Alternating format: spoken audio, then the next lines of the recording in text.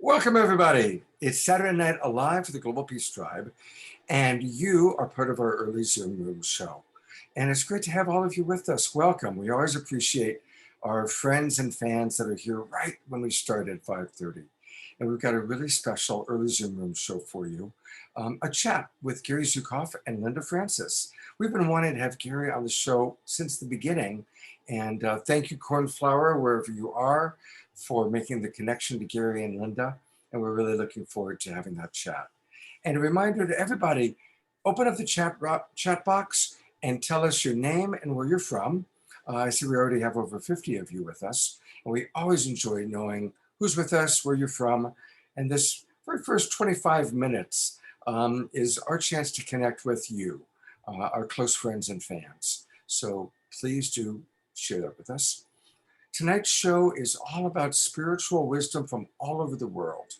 And it's going to be a very incredible and eclectic group of people we're going to hear from. Also some amazing music. And the woman who has put it all together is our senior producer, Jan Kaplan. Jan's done a terrific job. And so thank you, Jan. And I want to acknowledge our first people coming in. We've got Regina from Hudson River Valley. John, who always comes in, by the way, from Norfolk, Arlene from Santa Fe, Tom and Gilliam from Whittier, and so here it comes, people from all over. Philadelphia, Minnesota, Peru, wow, Northern California, very cool. Jan, thank you for putting together a really wonderful show. I'm really excited about it. And would you like to introduce our special guest? And everything, of course, happens with a little help from so many friends. So thank you all out there for helping. So Gary Zukav, if you have not heard of Gary Zukav, is a New York Times bestselling author. I guess you would say #1 New York bestselling Times author. Seed of the Soul is his website, is his life's work. And this book led the way to seeing the alignment of the personality and the soul as the fulfillment of life. So he's captured the imagination of millions of people. His books have sold probably over 6 million copies by now, published in 32 languages. And his wife, Linda Francis, is his spiritual partner. They do, I believe, workshops and do their work together. And so we're very lucky tonight to have both of them here with us to share a little bit, to kind of keep us up to date now with his book has been selling for many years. And I believe there's updates and an anniversary and all kinds of things and new events and workshops going on. So maybe you can help weave our audience who are coming into the room right now, weave the theme of our show into your work and share a little bit with us about what you're up to and what you're doing.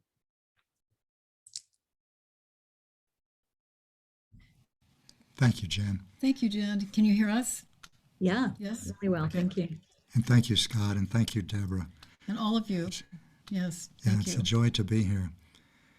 Well, we have so much happening right now.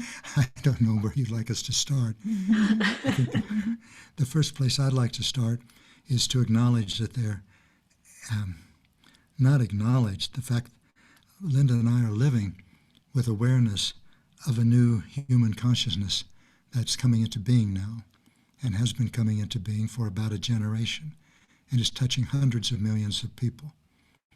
And it's an expansion of our awareness beyond the limitations of the 5 senses.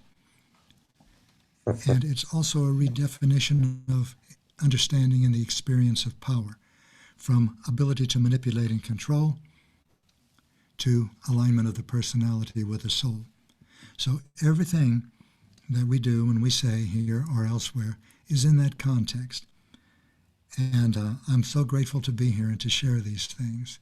And I share these things as a window through which I've come to see life. And I don't ask you to accept it or believe in it, but I hope it will be helpful to you as it has been so helpful to me. And if you resonate with anything I say, try it out. If it works, experiment again. If it doesn't, let it go. Beloved, do you have anything to? Well, I'm so glad to be here. And Gary and I have been together for quite a long time now, and we love what we do. We feel like we're doing what we came here to do, like many of you have that feeling, and I'm so grateful to be doing the work that I'm doing with Gary and with others to co-create this world that can be that's changing, and we're in that transition period right now, and we're doing our best to support people in being able to create with love rather than fear more and more often. That's my own practice, and we're celebrating because Gary, after Gary's been writing a book for a long time, and it just was published 3 days ago, called Universal Human. So we're just so excited about that being out in the world now. That information being out in the world. Like Gary said, don't, just if it's something that resonates with you, please pick it up and read it, share it. But that's something that is dear to our heart. And I just wanted to let you know about that. I'll go ahead and pull up and we'll do this a second time during the regular show. Oh, Scott, you can go to universalhuman.com. I just remembered, and really see a better picture.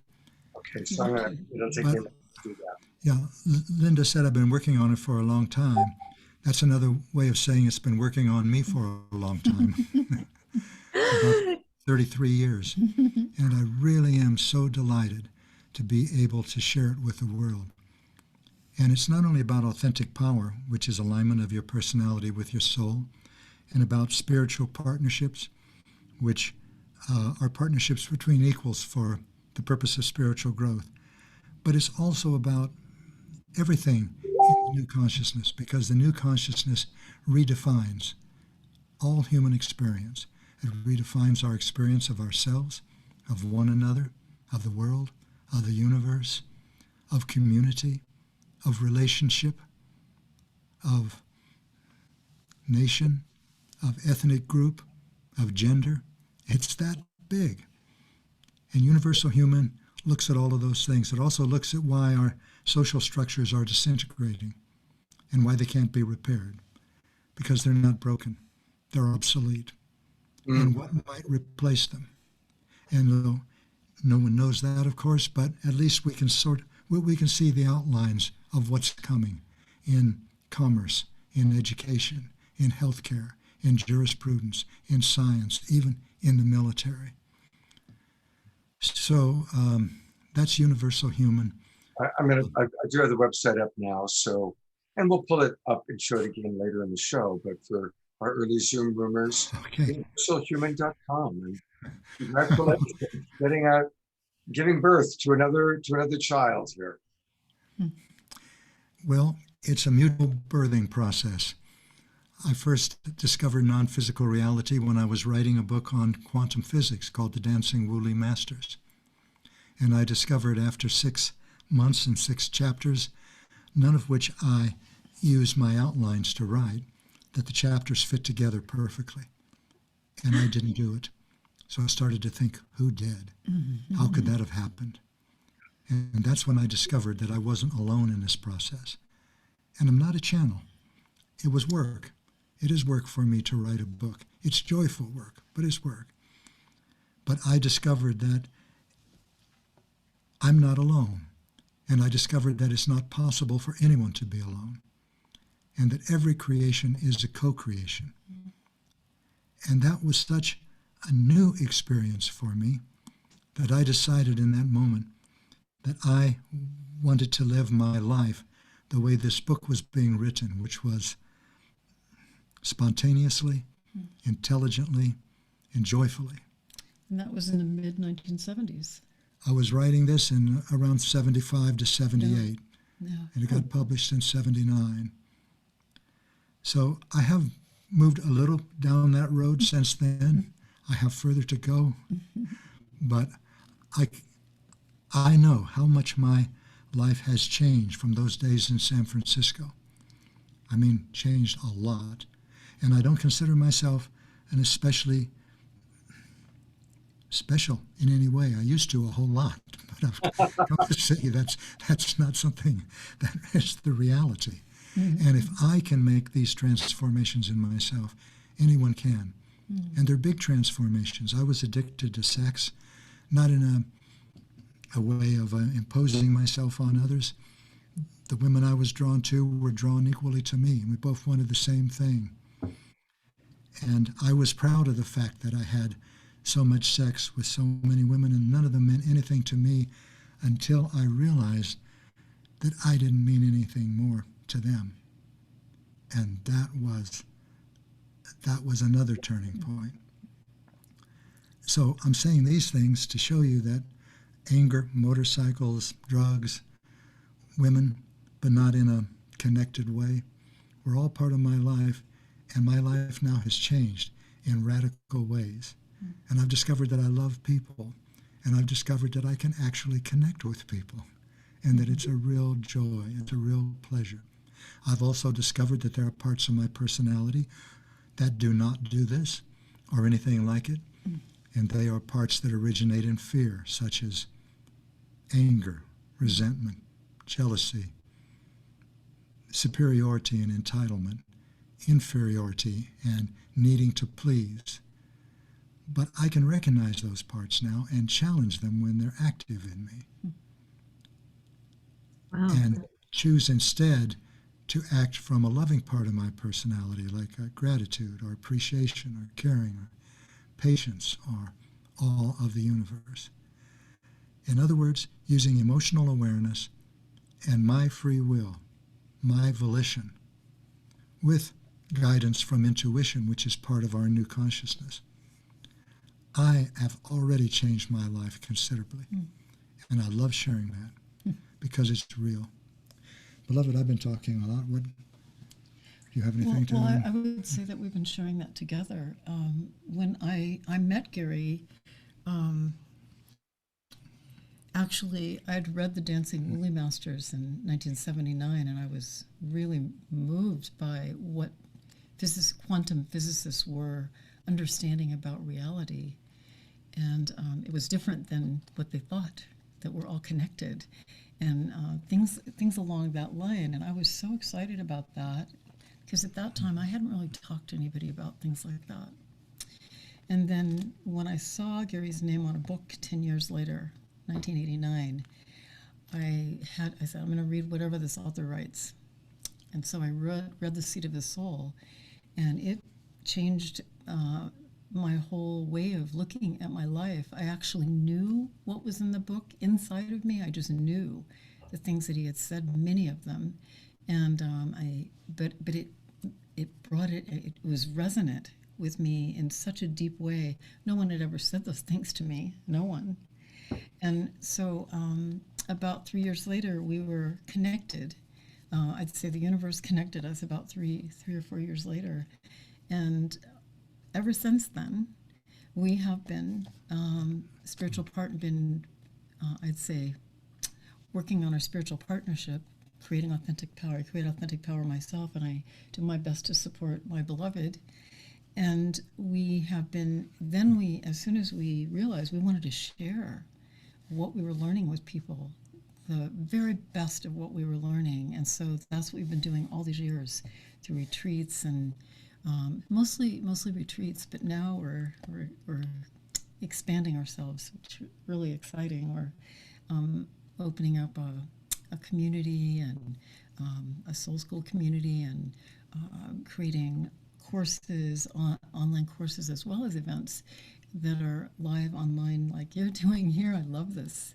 We're so excited because we had a feeling we could do that, but we didn't really realize it until we started doing that this whole year, during this pandemic. And so we're just so excited to be able to support more people like you're doing. I just love what you're doing. I love how you created this beautiful community of people, and we're all connected. We're all working together to support this great awakening of humanity so that we can all love each other instead of doing the things we've been doing.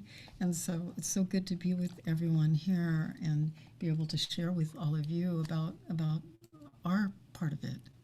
So, Right. thank you. Our part of it, excuse me, Scott. Oh, well, I just wanted to ask because it's so wonderful having both of you with us. And one of the things that makes this show special is that we have all these wonderful presenters and musicians, but we're all coming to our living room or our kitchen or wherever we might be. And there's a common thread of humanity, and that's why we call it the Global Peace Tribe, because whether it's presenters that are on the show or people watching, everyone is part of this movement, this radical change. I really like what Barry said. It's the old systems are obsolete and we are creating a new paradigm. And one of the things that's always lovely is when people like yourself who have, on the one hand, an incredible life. You've got a beautiful partner that you're doing life with, long-term relationship, healthy, you're successful.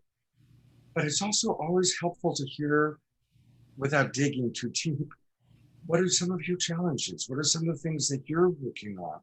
Because it's always helpful for our audience to know, oh, wow, even Gary and Linda, even Reverend Michael, even Neil Donald Walsh is still going through human challenges. And so I'm just curious if there's any human challenge that you'd be comfortable just sharing that's currently alive for you, that you're working on. In this moment, it's not active in me, but just to give you a flavor, anger, resentment, jealousy, impatience, superiority, and entitlement. Those are the big ones. But what we teach is that life in the Earth School is a continual opportunity to explore different parts of your personality, those that are painful and destructive and those that are blissful and constructive.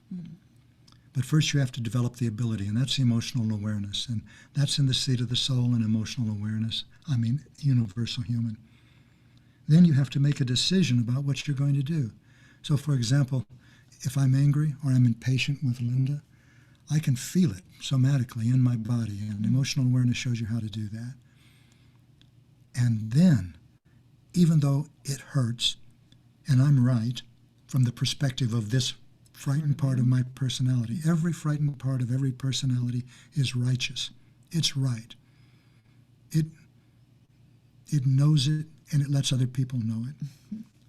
But I feel that, and at the same time, I realize that what I'm feeling does not have to do with Linda.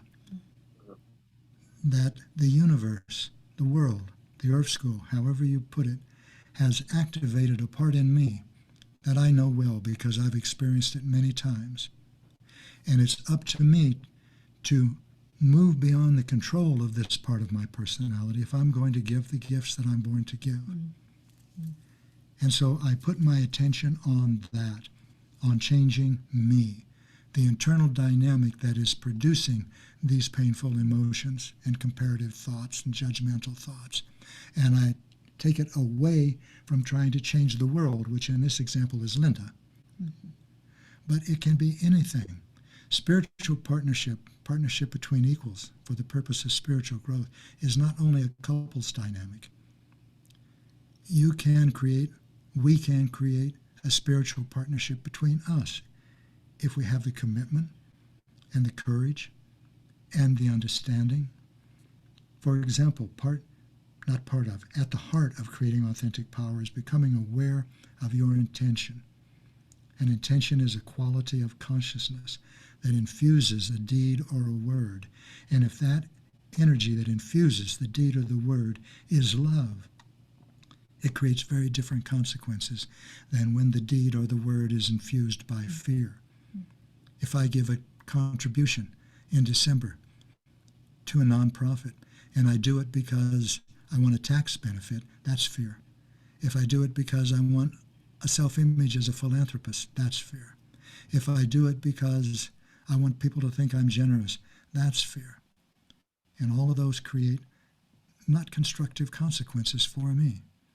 But if I do it because I don't have enough time to help people in Africa dig a well, and these people are helping Africa in Africa dig a well, and I want to help them. And if I can do that by writing a check, I'll do it. If I could go to Africa, I would, but I'll do it. Or Peru, or any place there is a need. And the solution to the need comes not from a sense of doing something that makes me feel better about myself, but comes straight from the heart, no agendas, no attachments. So these are the kind of things that we love to share.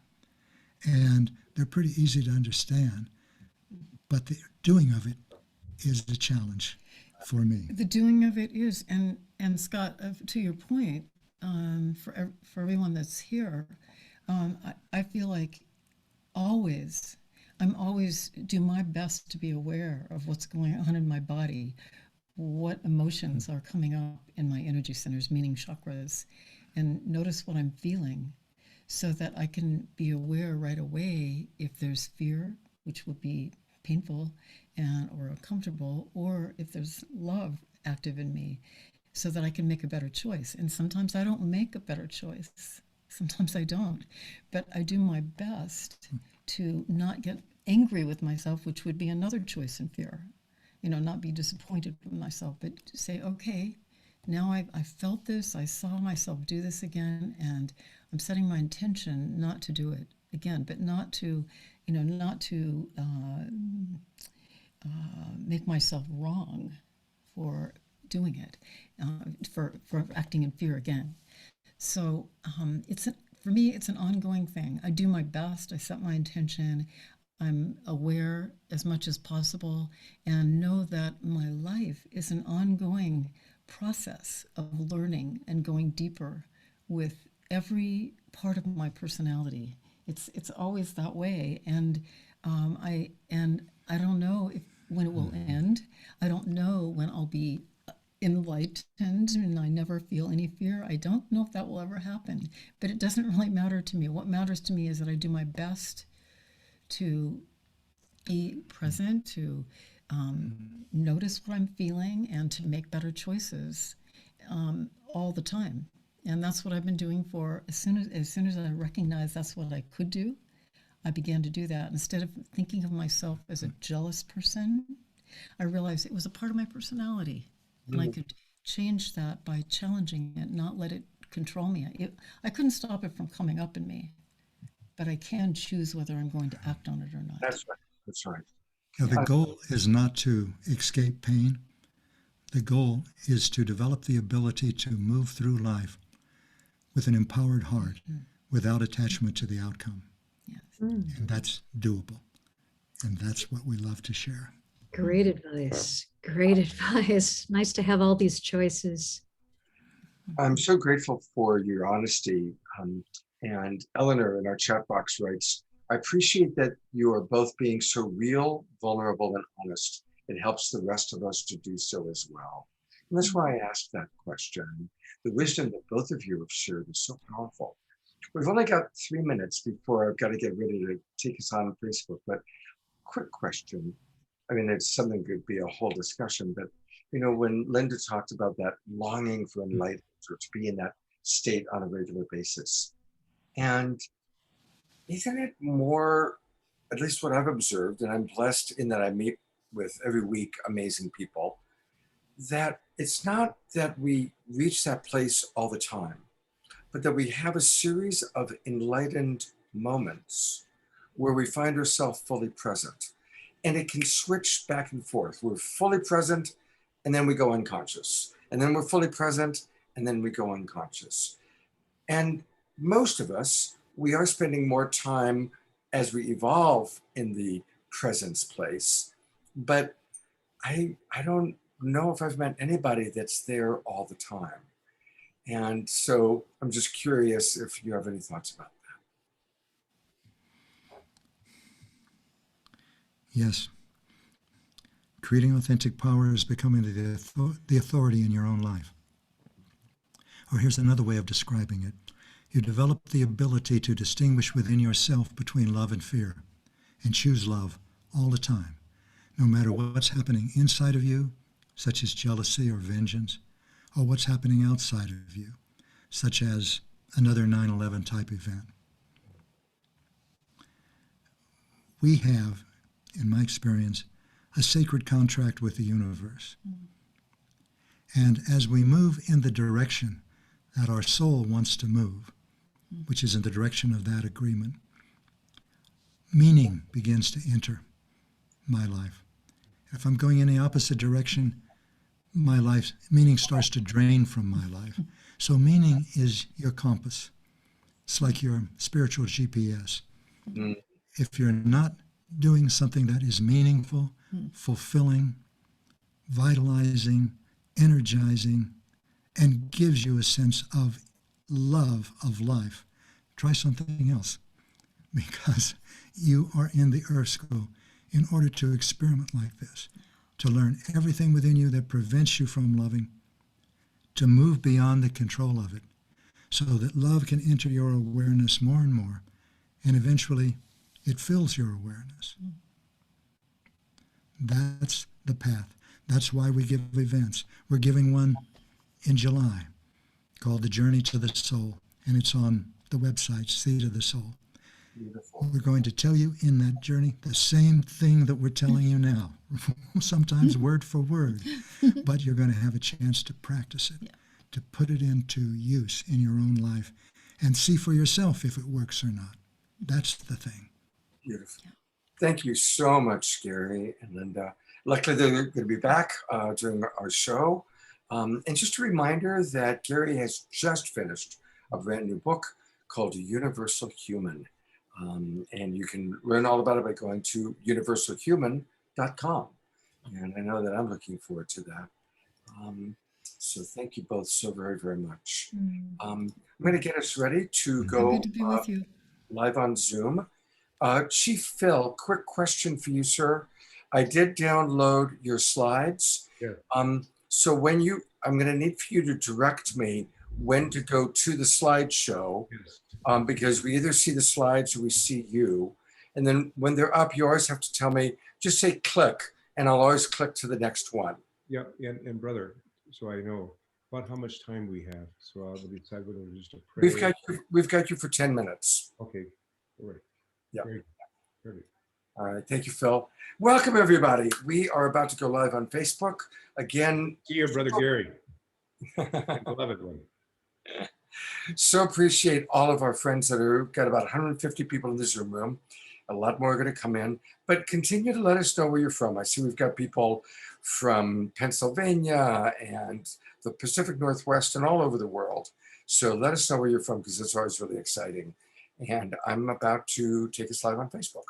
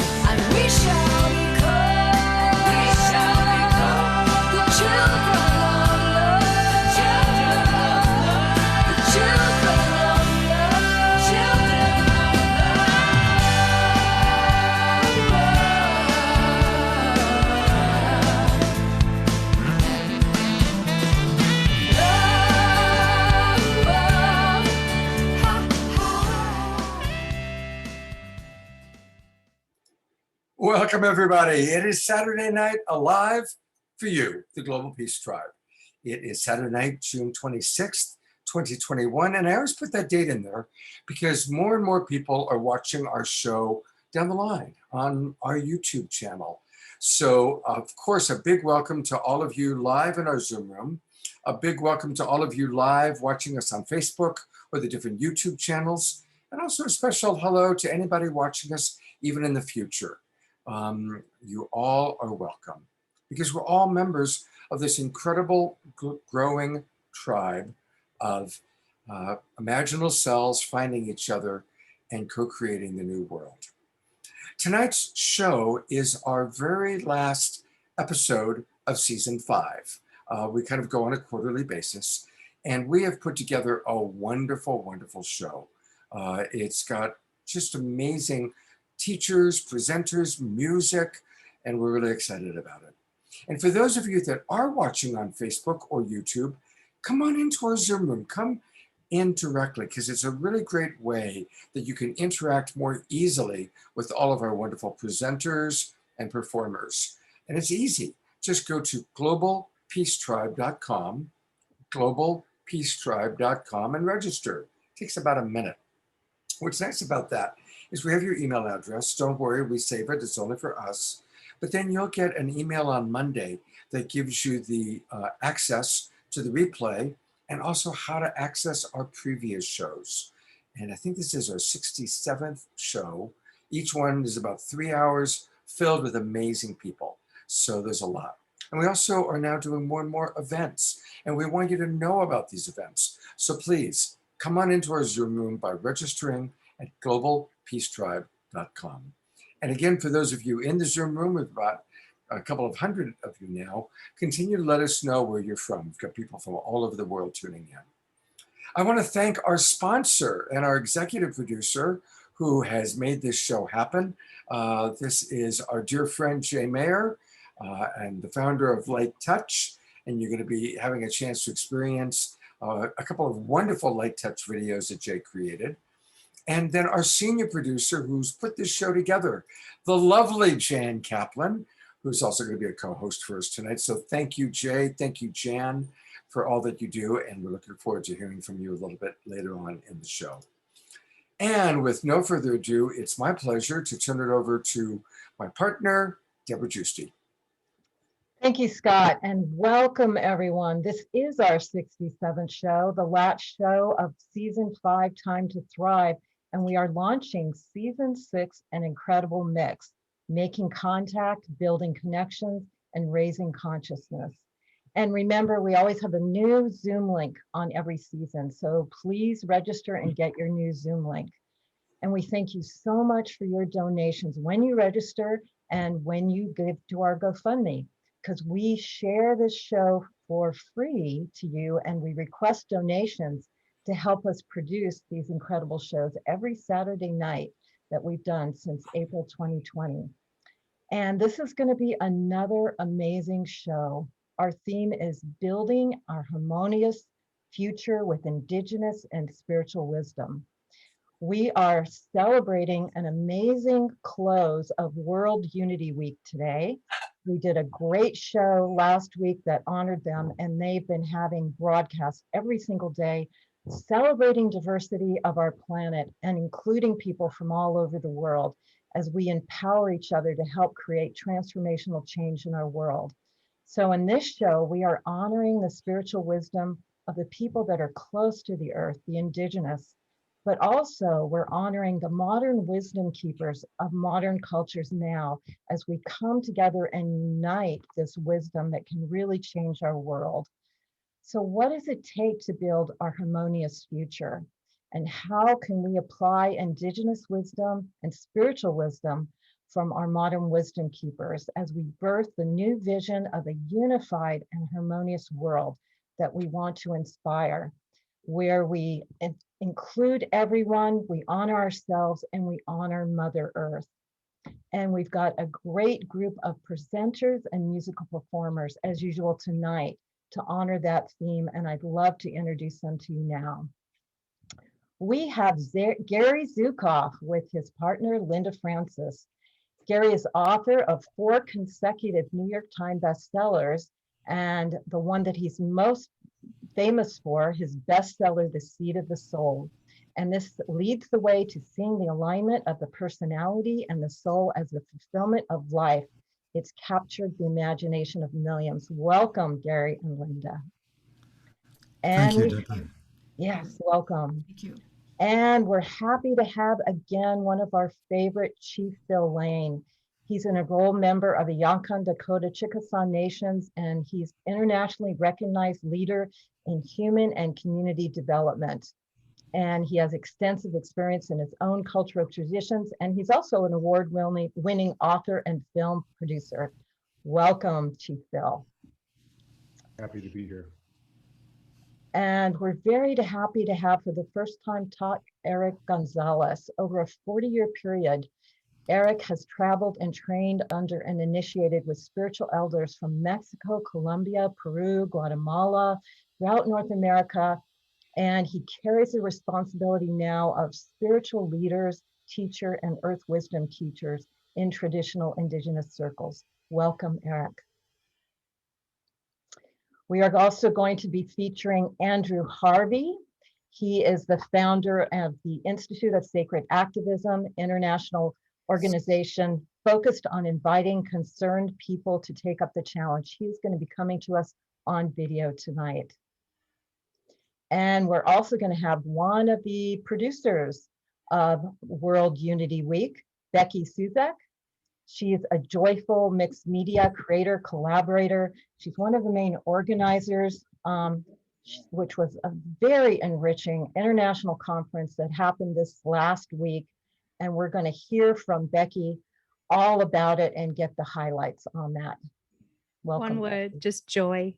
Joy. Wonderful. Welcome, welcome. And as usual, we have incredible musicians. For the first time, we're so happy to feature Jaya, Lakshmi, and Ananda. They are musical artists in the genre of mantra music, heart songs. They offer kirtan, healing music, devotional songs, and kirtanika. Welcome, Jaya, Lakshmi, and Ananda. Thank you. Thank you. And we have Paul Izak, who has balanced his life as a farmer, but also a musician for the last decade. His connection with the land has shaped his devotion to music, and you will hear that in his music. Welcome, Paul.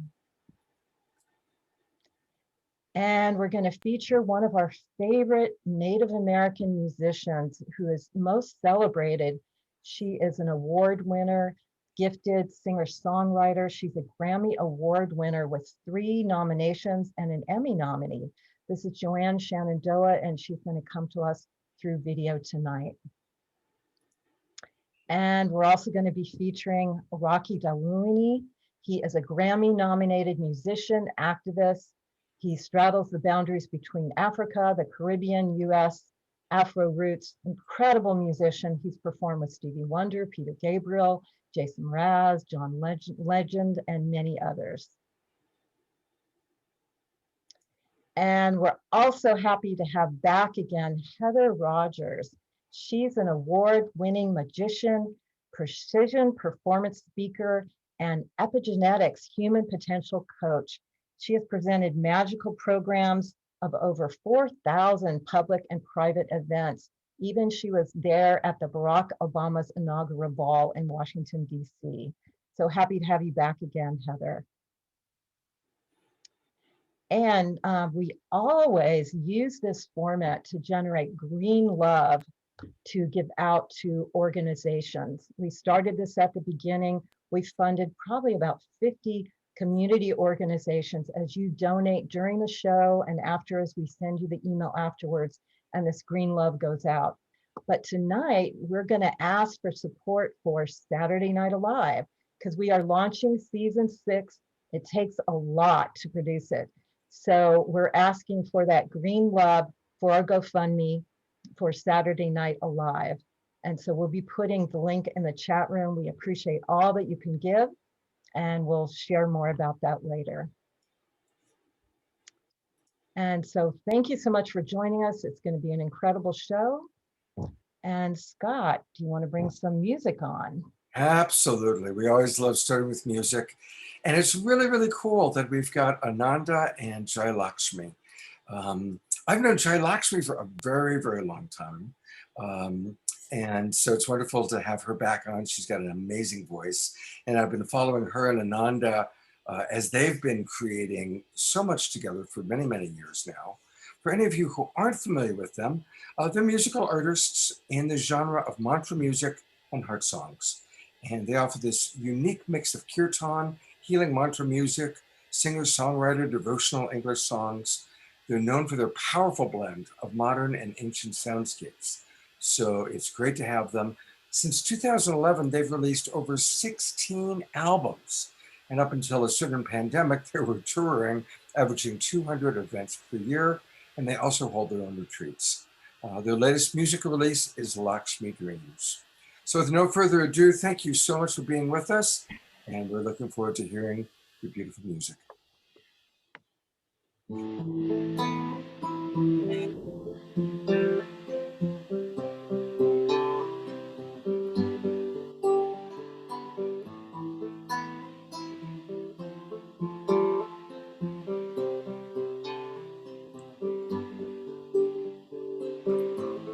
You're the creator, you're the sustainer, you're the destroyer of all. You're my lover, you're my partner, you're my teacher of all, and I bow to you, and I bow to you, and I bow to you, and I bow to you.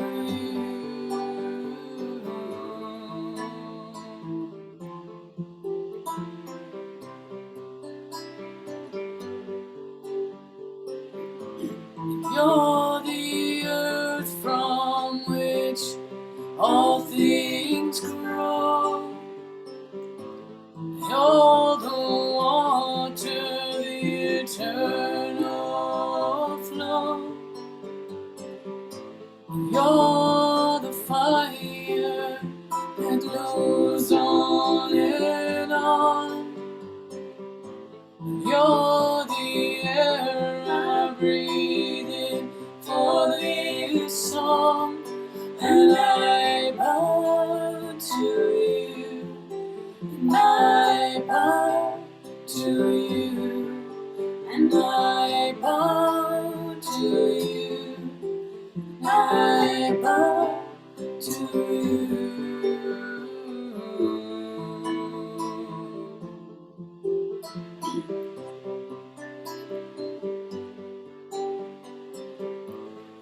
You're the sweetness that embraces me. You're the all-pervading truth and beauty. You're the infinite love, bestower of grace. You're the compassion, healing space, and I bow to you, and I bow to you, and I bow to you, and I bow to you.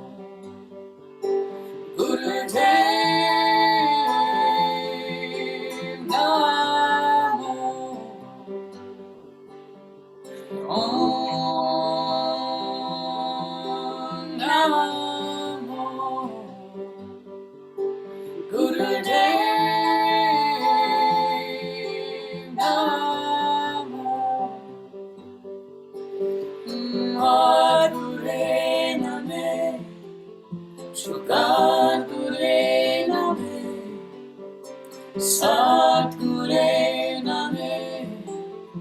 Shri Gurudeve Name, Gure Name, Jugat Gure Name, Sat Gure Name, Shri Gurudeve Name, Gure Name, Jugat Gure Name, Sat Gure Name, Shri Gurudeve Name.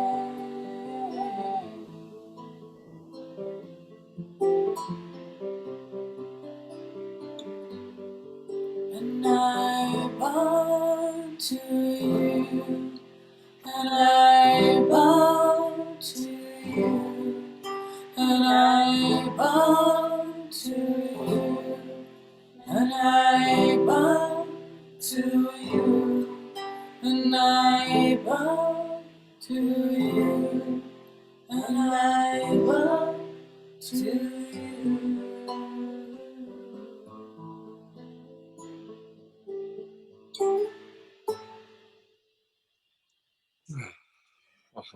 So beautiful. It's such a perfect song for really initiating tonight's show and really bowing to all the different spiritual traditions that we're going to be honoring tonight and hearing from. So thank you so much. And I just want to encourage people to, you can learn a lot more about Jaya, Lakshmi, and Ananda by going to their website. It's their name, Jaya, Lakshmi, and Ananda.com. Jaya, Lakshmi, and Ananda.com. And definitely register, find out about upcoming events. And they're going to be back playing more music for us in a little while. So thank you so much, you two. Absolutely beautiful. Namaste.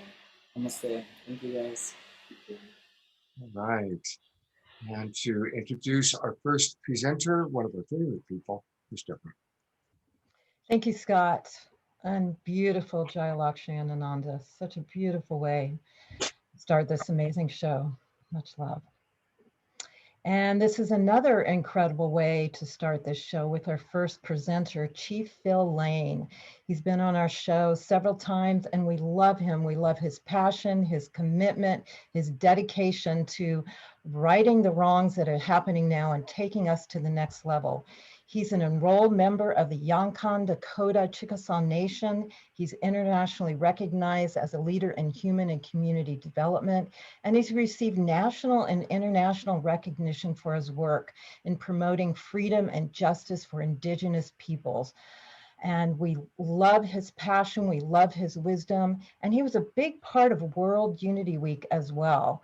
So thank you, Chief Phil Lane, for coming on and bless us with your opening wisdom for tonight. Blessings. Thank you so much, Deborah. And thank you, Scott. Thank you, Saturday Night Live, and all the relatives. I just want to extend a warm and loving embrace to every member of our human family, past, present, and future, who are all here with us right now.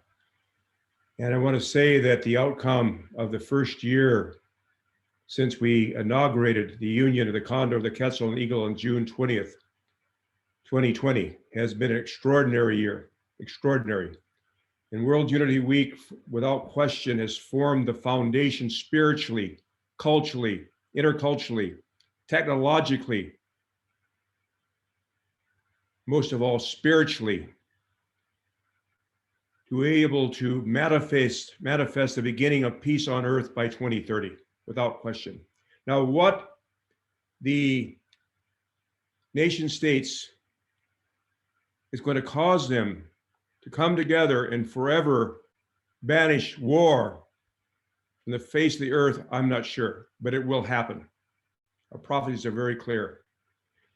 And I'm so pleased during World Unity Week to see how our indigenous minds, in which we're all indigenous people, is beginning to emerge, because an indigenous mind does not see colonial border states, colonial borders. Our indigenous people see oneness. We see relationships. We see our relatives are the mineral people, the plant people, the animal people. They're our relatives. But at the same time, we know without question that our creator of all good things, our beloved one, does never brings us anything, except for our own spiritual perfecting. I think it's so important to look as we look back in history. Over 500 years ago, there existed across the Americas the union of the condor and the eagle. Scholars now estimate 100 to 108 million relatives living here. We live together in relative peace and harmony. That's why we were able to produce almost 80% of every bit of food being eaten upon Mother Earth today.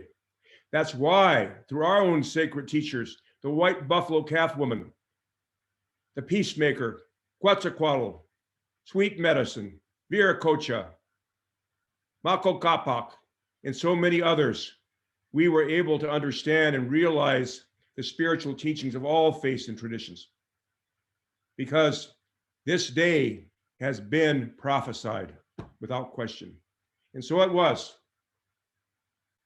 We had developed here in the Americas, and I speak from the heart of that spirit and those relatives who are with us right now. We had developed on Mother Earth the most advanced spiritual civilization we've ever known, because we had unity. But we also had a lot more to learn. And so we can see the prophecy said, there's going to be a long wintertime, spiritual wintertime, 500 years it'll last. But if you hold on to your prayers, if you don't surrender to the oppression and abuse and to the spiritual teaching you've been given, the covenant we've held since the beginning of time, if you hold on to those prayers and keep moving, the day would emerge, this great springtime we're now experiencing all together as one human family. And from our perspective, the foundation of this new global civilization is justice. Without justice, there cannot be unity. And without unity, there cannot be world peace. So justice at the foundation. At the same time, we also understand how it's so important as we move from the world of kings and queens and those individually typed leadership to, we're now moving to the leadership of the circle, where we sit together, understanding that each one of us is a sovereignty, ancient, imperishable, and everlasting. When we're born in this physical plane of time and space, we're born in that way. And that oneness of our soul that we know has no gender, has no race, ethnicity, anything that divides us together as a human family, it's one. And so our spiritual journey, just as our journey is in our mother's womb, where we're growing our earth suit from a tiny speck, growing our arms and legs and eyes and ears, our physical earth suit. Why? To prepare us for this coming world we're going to leave when we leave the womb world. This tiny constricted world of the womb. We wouldn't want to, in our safety, leave it. But in the change of time, it happens. And so we go through, as we're going through now collectively, we come down to the birth canal. And I've been there with the birth, my daughters and son. And I got to say, I honor women from the bottom of my soul. And I pray the day will come, much sooner than later, the abuse of women will end upon Mother Earth. For the abuse of women is no different than the abuse of Mother Earth itself and ourselves at the core. And so as we come down that birth canal, struggling, all we've been prepared for, the physical beings of our arms and legs and eyes and ears, we didn't need them in the womb. We didn't even know outside the womb world were such worlds as this. And yet, in time, we don't know exactly when we come forth. We have our first breath. Born in this physical world and time and space. And for this alone, we must give thanksgiving always to our mothers and fathers, no matter what happened after. For we've been given life eternal. We're just beginning this journey. And so the question comes, what is our purpose here? We've left the womb world. And by the way, We just didn't put our womb suit in a garbage can, as has happened today in this society.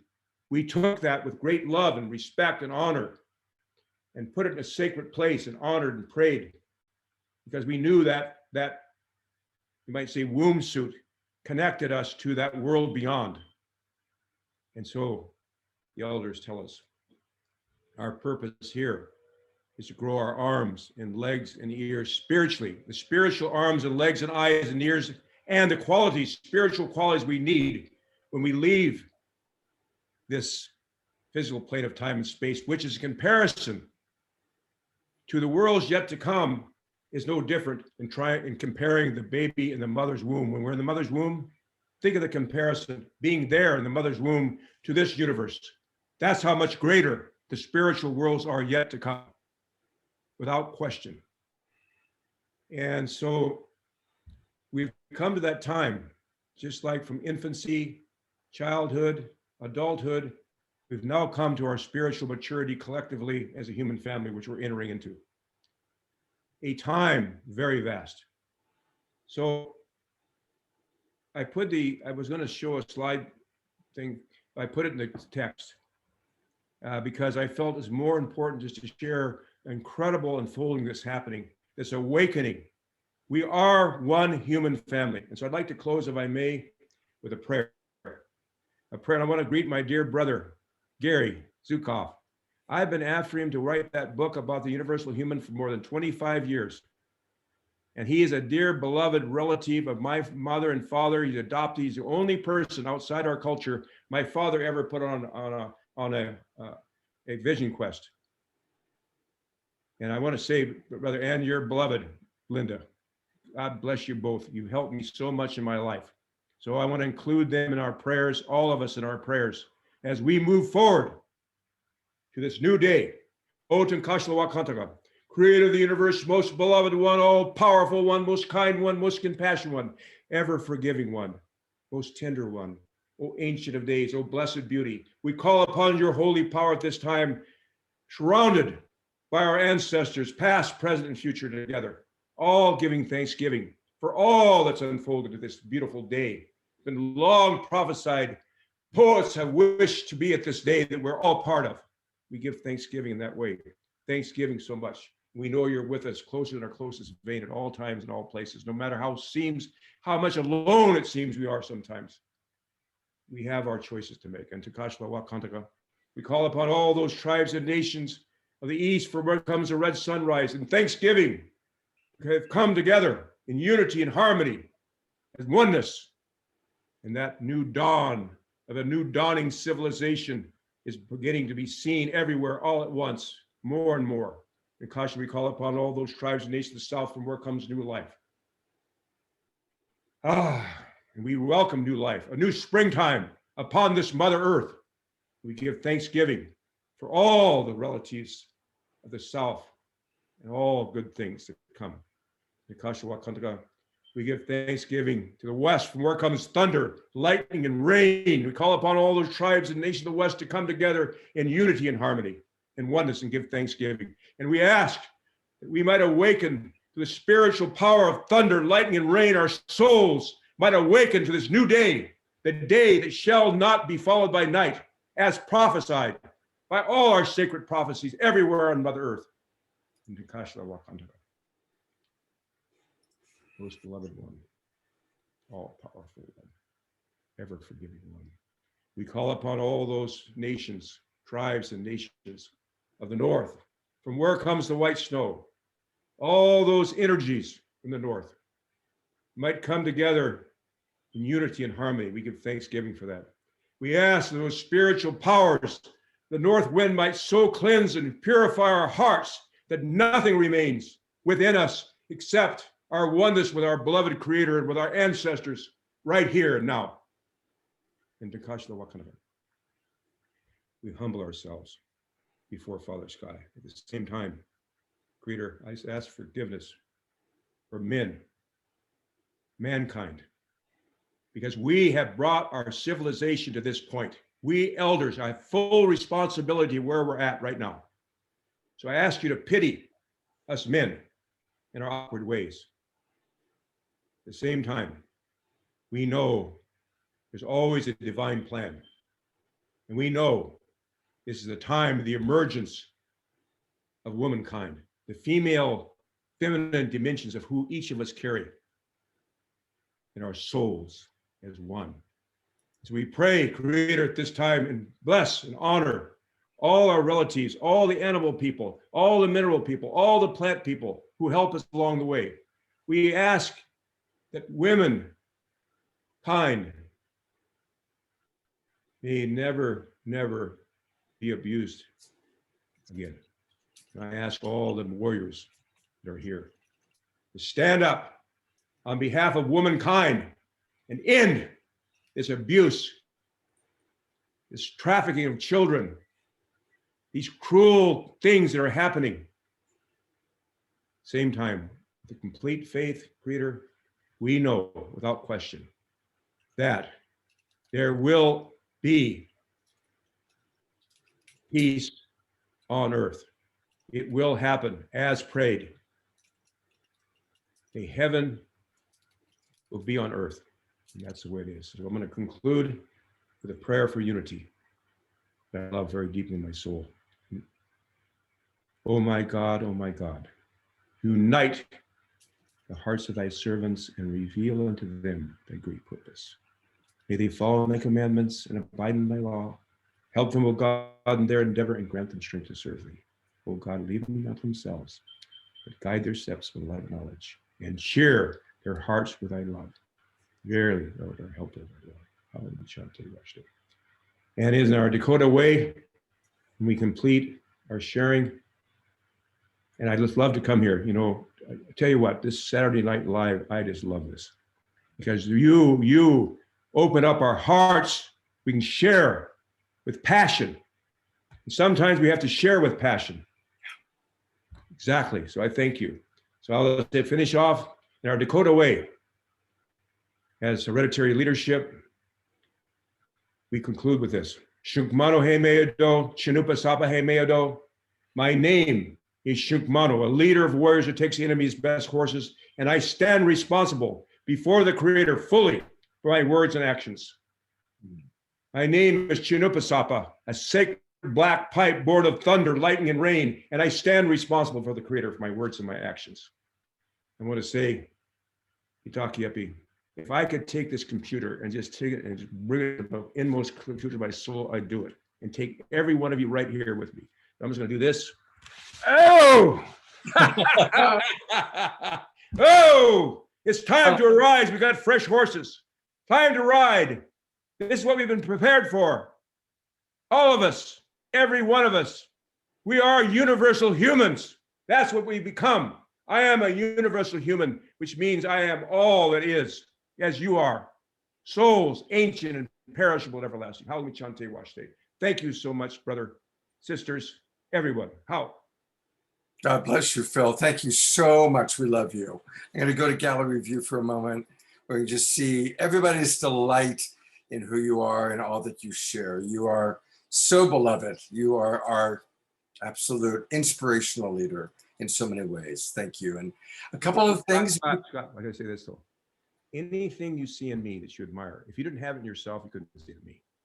Any qualities I have, anything about me that you see and admire, it's because you have it inside. We're just mirrors to each other. That's right. You have it. Everybody has it. I see it in you. That's right. That's true. I didn't mean to interrupt. I just say I love you. You are great. You're a great man. All of us are great people. Great Everybody watching, everyone watching, all 300 people in the Zoom room and thousands on Facebook. And two ways to get more Chief Phil. His website is the initials FWII. That stands for Four Worlds International Institute. So you go to fwii.net, and that's where you can learn a little bit more. And we are going to have an after show tonight. And Phil, I will show your what you sent me, the slide presentation. I'll show that during the after show tonight, which will be at about 9 o'clock Pacific time. Thank you so much, Phil. We love you very much. Well, Phil is such a big part of World Unity Week. And we, of course, helped kick off World Unity Week last week It kind of started with our show and it just ended. And so we are kind of proud to be bookending it. And so we, of course, last week had John and Summer Raymer and Ben Bowler on. And when we were talking about, well, how do we want to wrap it up? We said, we got to bring on Becky because Becky is wonderful. I have so appreciated getting to know this woman. She is just pure joy, which makes perfect sense because she is the founder of Joy Fuel. She's a mixed media creator, collaborator, and a coddywampler. Maybe she can explain to us, or maybe we can all do some coddywampling together. And she has been a big part of World Unity Week. She has spent 20 plus years in traditional old story corporate communications, running her own PR agency. And then what erupted out of her head and flowed into her heart, she began reimagining a new story for media and communications. And now Becky collaborates with people and company, creating uplifting, unifying, and healing spaces, as well as mixed media, art, and programming. Oh, and she has 3 children. And, well, we'll learn more. Becky, we are eager to hear from you all about you, World Unity Week. What do you have to share? I'm so grateful. I'm so grateful. And hello, coddywomplers. So I'm originally from England, but I'm here on Nusiok, Catawba, Tuscarora land in North Carolina, gratefully acknowledging the ancestors of this land. And coddywomplers is an English word, coddywampler, and it means to move about deliberately together towards an unknown destination. And we at World Unity Week, I think it's Saturday Night Alive, we are all moving forwards in an unknown destination. We know where we want to go, but here we are, united in a vision for a new story that is here right now. We are already here in the new story. And so many of us have had our voices amplified at World Unity Week. And we're so grateful to the co-producers, the co-conveners, the team uppers, all of us coddywomplers who've pulled together this incredible event. But I know there's such a thing as FOMO because I have 2 teenage daughters and a nearly teenage son. And they told me FOMO is fear of missing out. And so, yes, I come to you, I think, I'm not even sure if the closing ceremony is completely over yet, but I come to you almost post World Unity Week, but we are now in World Unity. So here it is to say that you're not missing anything if you're just hearing about World Unity Week, because I'd love to show you and bring you in to our beautiful One World. So if you go to worldunityweek.org and click on One World, you can click on any of these places. And I say to you to start where your curiosity lies. If you're interested in justice and healing, click there. But I'm going to show you another way that you can look at the list of all of the convergence rooms that were supported by 73 stewards and over 500 presentations, offerings, many of which are still available to you to watch. We'd be time travelers and go back in time and watch different events that happen. So I'm going to take you to the co-creators convergence. I'm going to do a little, hang on if I can do this, walking and chewing gum here, and take you to the Gifts of the Magi room. You click on a room that you find that you wanted, that you're curious or think might bring you joy. You click on it, and hopefully the share screen will allow me to go there. And it'll take you right into the schedule, which now is a beautiful offering of things that you can click on to watch recordings. So you can jump around in between the different boards when you come to know the names like I do. I'm not going to show the full shortcuts because I don't have, I want to be respectful of time, but we'll go to sacred lands, sacred sites, and just say for this theme tonight of Indigenous and honoring Indigenous wisdom and bringing in our Mother Earth into our teachings, I feel I've been grateful to be on a journey of re-indiginating myself. And while I'm originally from England, I feel that I am re-indigenous. And thank you to Chief Phil Lane, Brother Phil, and for Sister Patricia for all the gifts of their teachings, and so many others that have been part of World Unity Week and have touched my life and so many others. You can come to sacred lands, sacred sites, and you can take an adventure. You can go to different sacred sites all over the world and watch videos for historic archive now of World Unity Week. And so we really encourage you to check out worldunityweek.org and go around and have a look, see what videos you find. The room stewards and the event hosts are doing their best to add recordings if there were recordings.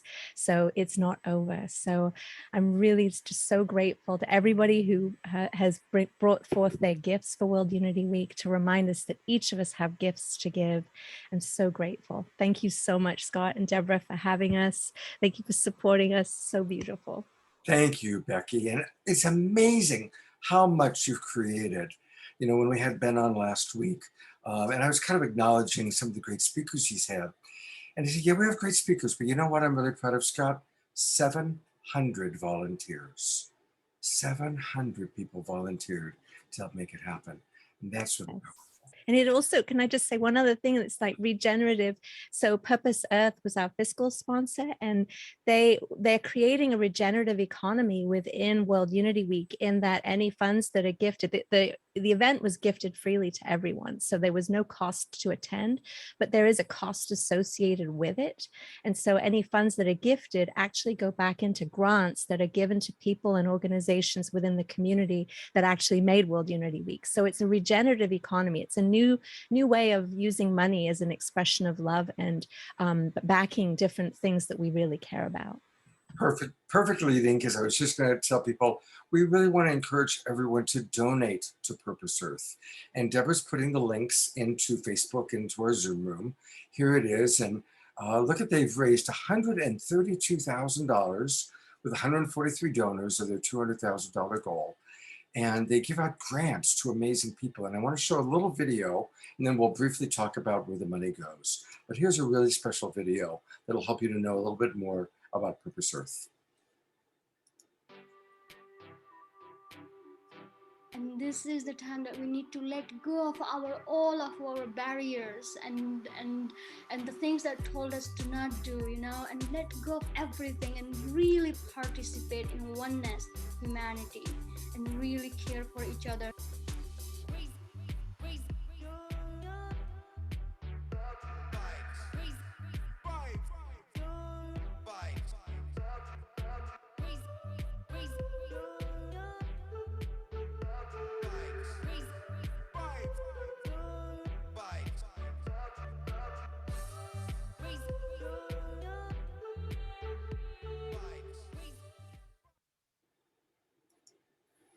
So yeah, I mean, they're doing an amazing thing. You know, that first woman or young lady that we saw, she was rescued out of a sweatshop.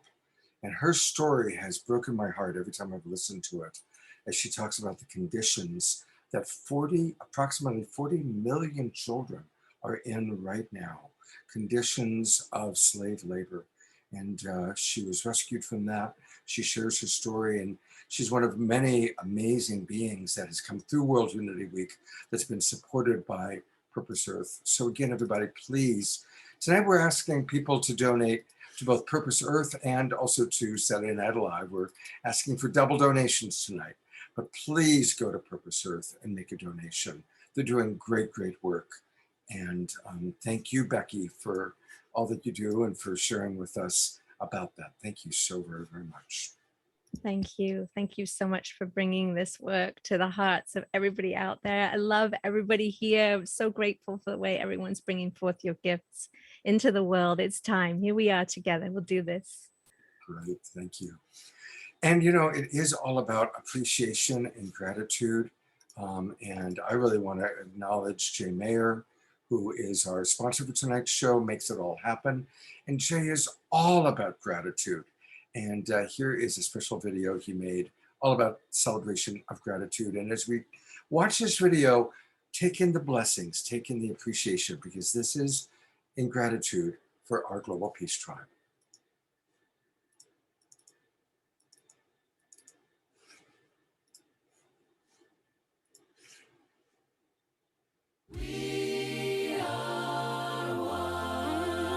Oops. Well, that was the wrong video. So this happens. I do apologize for that. Let's try again. We are going to play Here it is. All right. Thank you for your patience, everybody. Here is the gratitude video from Jay Mayer and Light Touch.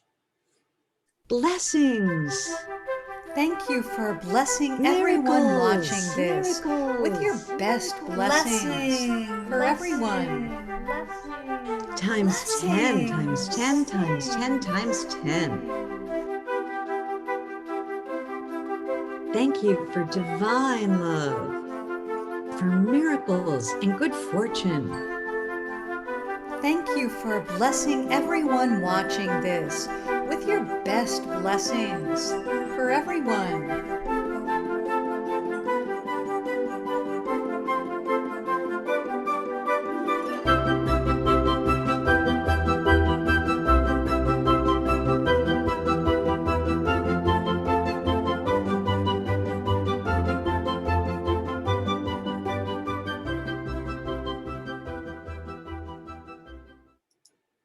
Wonderful musical choice, wonderful video. Thank you, Jay and Jan. They created together. In fact, to introduce our next presenter, here's our senior producer, the person who put this show together tonight, the lovely Jan Kaplan. Thank you, Scott. And we're so excited to have Paul Izak with us. He was born on the Hawaiian Islands, and he is a farmer. He has a turmeric farm. He's a musician, and he is married to a beautiful yoga teacher, and they have their farm, their yoga garden, and now they have a new family member called Zinnia Mele Mahina Izak. So I hope I said that right. She was born on the summer solstice. So Paul's been playing music for a long time. And the last 3 years, they've been focusing on cultivating a regenerative and permaculture-based organic farm in the back roads of, I hope I say this right, Manalo. You can say it. Okay, on Oahu. So anyways, we welcome Paul here. We're so excited to have him here. Say a few words about your Hawaiian Indigenous roots, and we'd love to hear a song from you. Namaste and aloha, everybody. Mahalo so much, Jan, for inviting me. So grateful to be here for Saturday Night Alive. And my heart, yes, is extra full of joy and love and gratitude because baby Zinnia is in the world. She's 5 days old, and our farm is just beaming with light. Like Jan shared, we're on the island of Oahu, and I was born and raised here, and it's really been my life's journey for myself and my partner.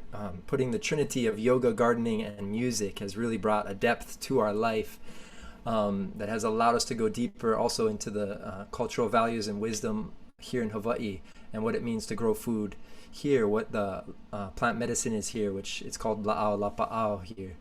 And there's been just so much awakening in myself as I open myself up to what others have to offer. I'm very grateful for the elders who have taught me over the years and the deep wisdom that is in the Aina. So in Hawaii, Aina is referred to as the land which feeds, and we are all Keikio Ka'aina, children of the land. And this phrase really hit my heart because of being from European bloodline and never have been to Europe, but realizing that my roots here in Hawaii have allowed me to also embrace this space, embrace the culture, the people, and all indigenous wisdom around the globe. And I just love how the indigenous microorganisms are coming up to our food. We are integrating indigenous roots of that location. So as one who grows organic food, I really feel like we are connecting all around the globe with these microorganism cells that are just vibrating love and energy. And it's been such a blessing to put this forth into music as well. A lot of my song is about the Aina. So I'm going to share a song today that is a new song called Reap What We Sow. And what we give in, we will receive back. And this mentality of Malama Aina. And one thing I wanted to share is in the song I use the word kalo. And kalo, there's a beautiful origin story, and it's represented of ohana. So the makua, the parent part of the plant, also has oha, which is the children, the keiki that come off the side. So in this song it says, take me to the kalo patch where the garden grows, because that's where the wisdom is held. So hope you enjoy.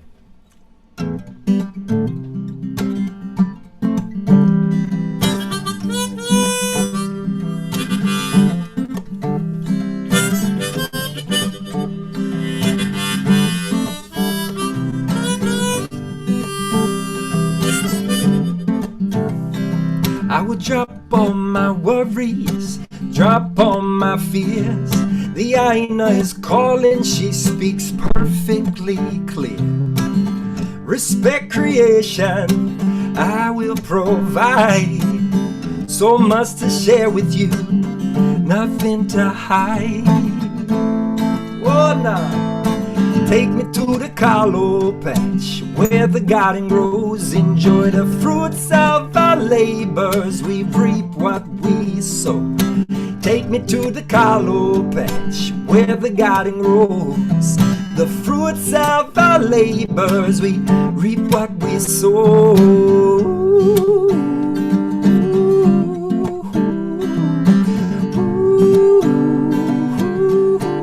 Take me to the kalo.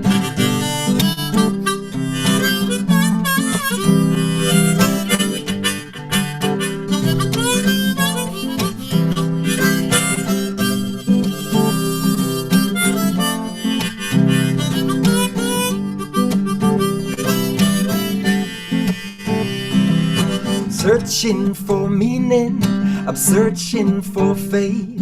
Put my hands in the garden, yes, this is the right space to feel alive again, 'cause I'm here to thrive. The plants, they speak to me, say, open your eyes. That's right now. And take me to the kalo patch where the garden grows. Enjoy the fruits of our labors. We reap what we sow. And take me to the kalo patch where the garden grows. The fruits of our labors. We reap what we sow. Take me where the garden grows.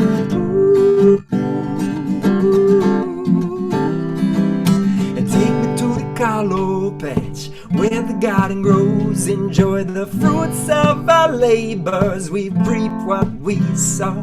And take me to the kalo patch where the garden grows. Enjoy the fruits of our labors. We reap what we sow.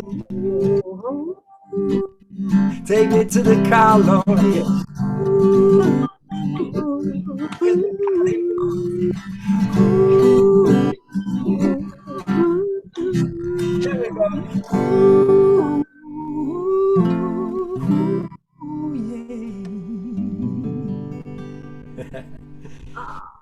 May the garden be abundant and be growing all the nourishing foods for you all, wherever you are in the world.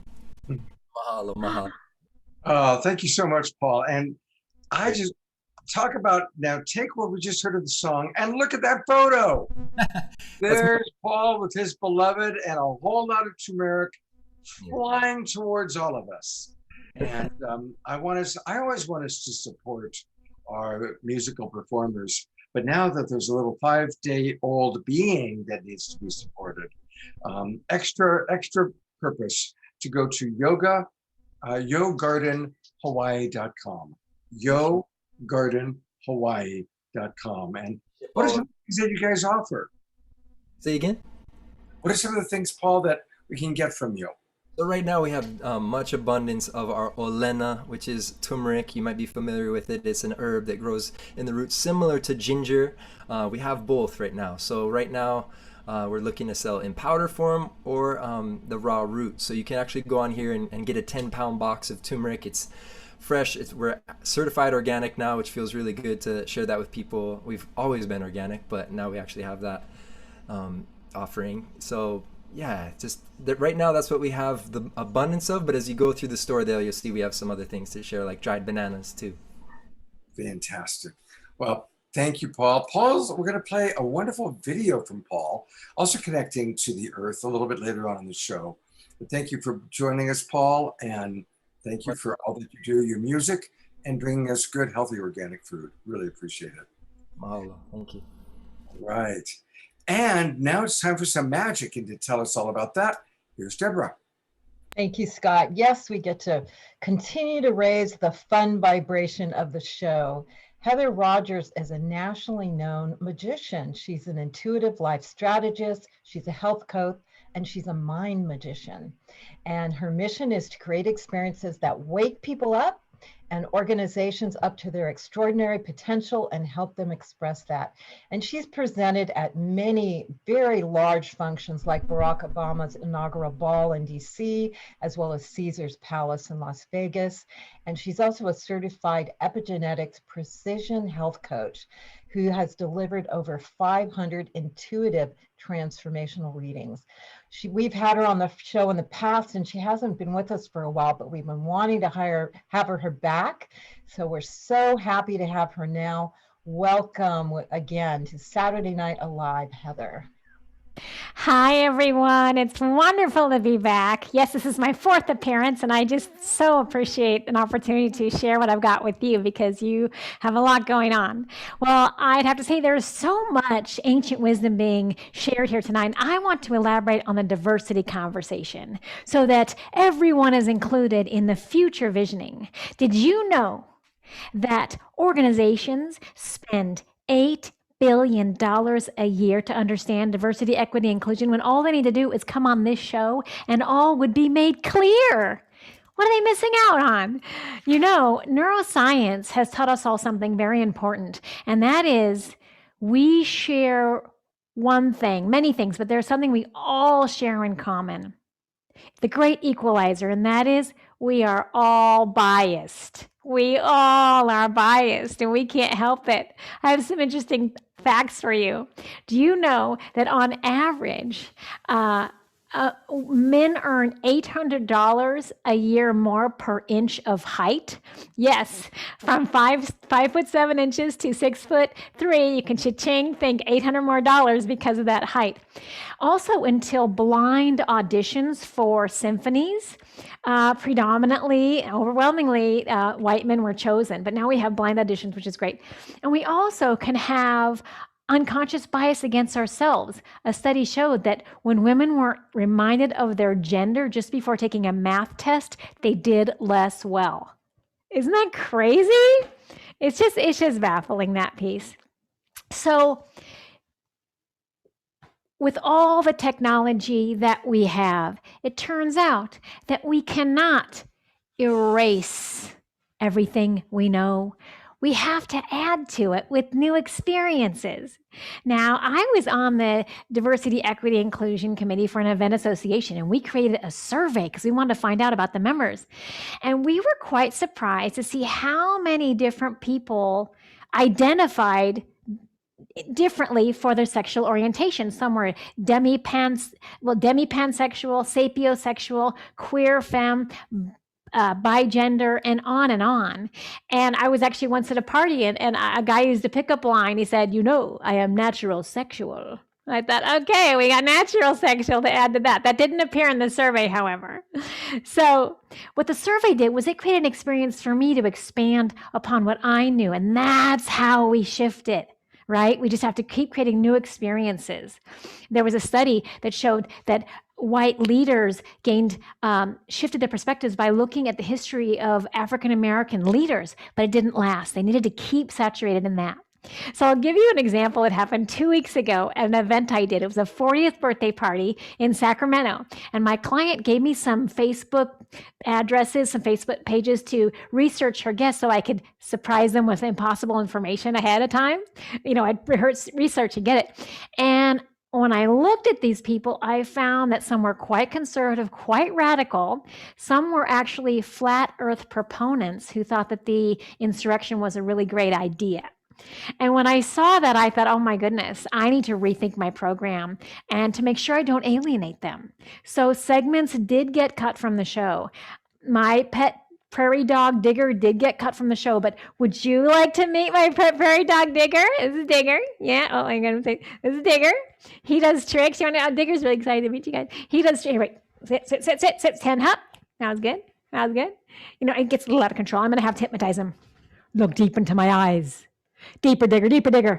He's hypnotized. He will do the wild hypnotic dance. Who did it? Oh, good job, digger. What? Uh-oh, he wants to do some impersonations. All right, are you ready? Okay, he will now do impersonations of ex-heads of state. He will do Abraham Lincoln, Teddy Roosevelt, Barack Obama, and Donald Trump. But wait, he's not done. He will now impersonate the next president in 2024, a radical tree-hugging poli-sci major now attending UC Berkeley. Thank you very much. Like, oh, Digger, sit. Okay, there you go. No, Digger's good.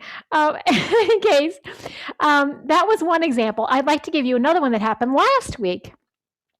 I was asked to do a keynote on gratitude at a home in Sacramento. No offense to Sacramento or Governor Newsom's maskless restaurant parties during COVID, you know, but it was happening. And so my client said, she's a sound healer who was a progressive.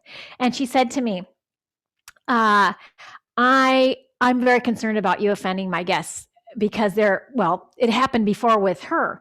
And she said, you know that thing you do where you take water and you turn it to wine? I said, yeah. She said, don't do that. I don't want to offend any Christians. So I said, okay, absolutely. And then she said, you know that thing you do where you take a little fairy made of twigs and you invite everyone to join in to think of ways we can elevate our frequency and remind us that we're all connected. And everyone say, raise the frequency, raise the frequency. Whoa, go, yeah. Now let's release it to the world. Everyone say release, release. I said, yeah, I know that trick. She said, don't do that. They're going to call it voodoo. I said, okay, that's definitely cut. And then she said, yeah, and you know that effect you do where you take that rope that you call transcendental floss instead of dental floss, and you basically bring it through your body to enlighten people and upgrading their auras. I said, yeah, the one where I enter their third chakra, where I increase their self-esteem. Then I get to their heart, where I flood them with compassion. But then I bring it to the brain, where I block their hearing so they can't hear their inner critic. But I don't stop there. I got to get it to the crown, where I upload my patented universality code, making them enlightened. Side effects may include, but are not varied to, blindness, bad breath, and allergies. Well, it's still in beta, but I'm going to get it to alpha, theta, and delta. And she said, yeah, that one. Don't do that. She said, people are not interested in chakras or auras or kombucha dosing during eclipses. I can't handle it. We can't have that. So what that was in my mind was a wonderful opportunity, because she was very aware of other biases separate from hers. And she was concerned about making everyone feel included and everyone feel safe. And while we may not always agree with what people are doing, when we can truly connect by bringing everyone into the conversation, that's when sparks fly and the real magic happens. Thank you very much. And I will see you back in about an hour. Wow. Well, thank you so much, Heather. And before Heather goes, I just want to really acknowledge she's an amazing coach, and she works on many different levels. I know because I actually recently had a wonderful experience. She gave me a session that was powerful and really helped me get on track with some important things in my life. So I want to give a personal recommendation, and you can all learn a lot more by going to her website. And I'm going to bring her website up in a moment. But epigenetics is really important because we are so impacted and influenced by our ancestral history. And it's only been in our lifetime that we've learned that before we're even born, we receive a genetic download of the trauma of our ancestors going back 7 generations. So Heather understands this, and she understands how to work with people. As you now see, she's a lot of fun, but she's also very smart and very wise. So definitely go to epigenetics epigeneticscoach.com, epigeneticscoach.com, and learn all about how she can support you. And it's great stuff. And thank you, Heather. And thank you for, how do you do some of those things? I write every show just for you all. It's always original, and I hope you appreciate it. I've got another set, so look out. All right, we'll see you in about an hour. Thank you, Heather.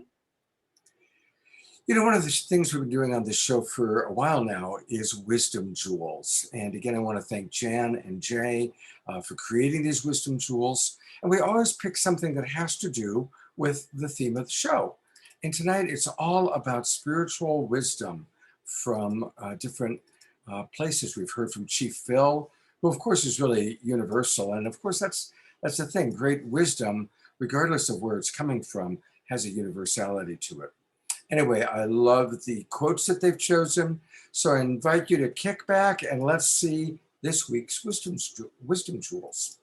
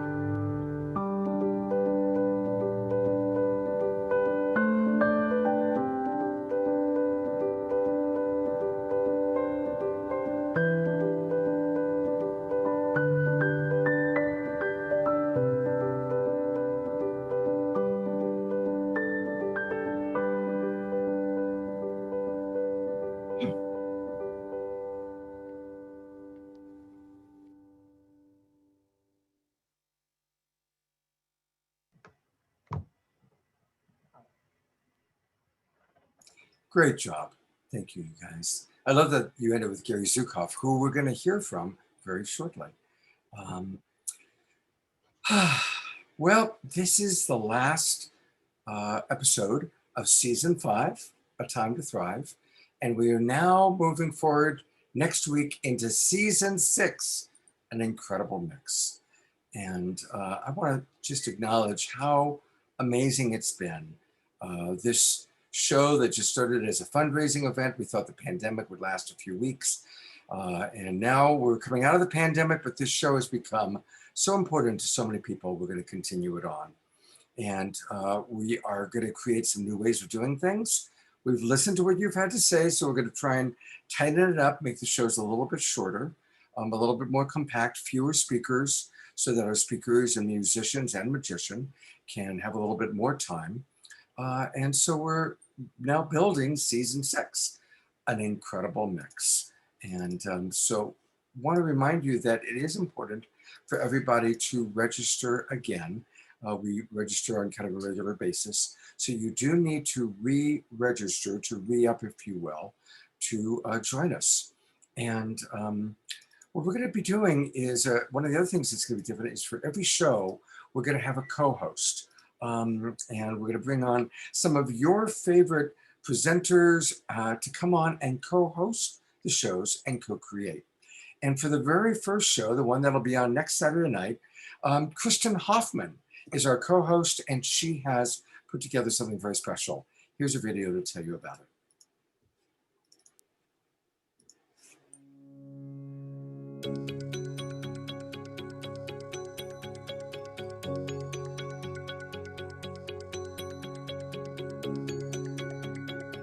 Hello everyone, Kristen Hoffman here, and I am so excited to invite you to this week's Saturday Night Alive show as I co-host alongside our beloved Scott Katamas around the theme, The Great Awakening, Balancing Personal Freedom and Collective Vision.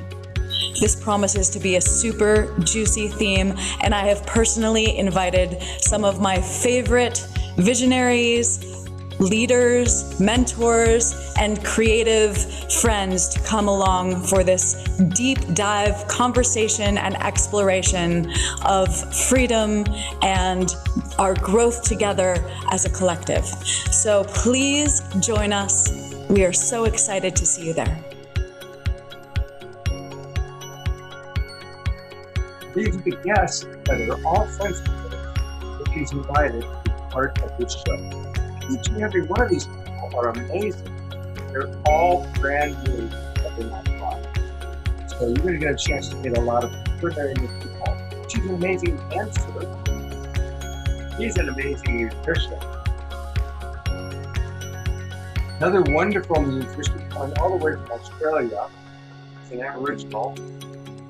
Stephanie Carlin, also a beautiful, incredible people. All joining us next Saturday night, July 3rd. Oh, and yes, Kristen Hoffman will take us on a musical journey because I know that you guys all love that. So now is the time. Register at globalpeacetribe.com. Re-register so that you don't miss anything. You don't want to miss next week's show. And I'm just briefly going to show you what we've got in mind for the rest of July. July 10th, Mark Sims will be our co-host, and he will be sharing with us all of his plans for the upcoming harmonic convergence. And we're going to have some of your favorite people that are involved in the whole UFO field, including Danny Sheehan and the latest update on the report that came out yesterday from the government. We've got some really important, every day there's new information there. July 17th, Pato Bonton and Antoinette, his wife, are going to be with me live. We're all going to be together, hosting a show on equality in relationships, including social and racial justice. On July 24th, we're going to be diving deep with Gabor Mate, Marianne Williamson, and several others on recovery and addiction and how to work with all of those things. And finally, July 31st, Jan Kaplan is putting together a wonderful show with our sponsor, Lori Grace, on the power of the brain and whole brain fitness. And that's just July. The whole summer is going to be filled. Summer for those of us in the Northern Hemisphere, winter for those of you down south. We've got an amazing, amazing series planned for you. More music, new people, tighter shows, so don't miss it. Join us.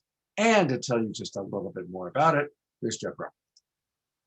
Thank you, Scott. Yes, like Scott said, this was just an inspiration from Heart and Spirit to respond to what we really needed to do was to come together and connect and keep a high vibe going out there. But this has continued and grown so much. And not only are we now doing the show every Saturday night, we're featuring workshops from some of our incredible presenters because our show just, you get a little taste of what they have to offer. We've had workshops with Cornflower and Kristen together. We did the workshop with Mark Sims and Danny Sheehan about the UFO disclosure last week. That was amazing. We have one coming up with Neil Donald Walsh. So we're continuing to respond to what we feel and what you're wanting us to do. And we really need a team and we really need a website. So we do produce Saturday Night Alive free to you, and we do request green love back to us so that we can continue to do this and really support a very strong team to help us do it. and create a state-of-the-art website. So you can go on, you can find your replays, you can find all the extra workshops, you can find Scott's Saturday night straight talk and all of that. So two ways you can help us. You can sign up now, and when you sign up, you can give us a donation, and it's a sliding scale. So we'd love for you to give as much as you can. And then also, even if you're on a broadcast or Facebook, go to our GoFundMe and ping us some love there. And that can be any amount that works for you. $5, $50, $500, all of that comes back to us. We take that in and we give it back to you. So we really request your support. We've had these fundraising opportunities on this show from the very beginning, and we've raised about $90,000 that we've given out to all kinds of community organizations. And now we're reaching out and saying, hey, give your green love to us so we can take it in and give it back to you.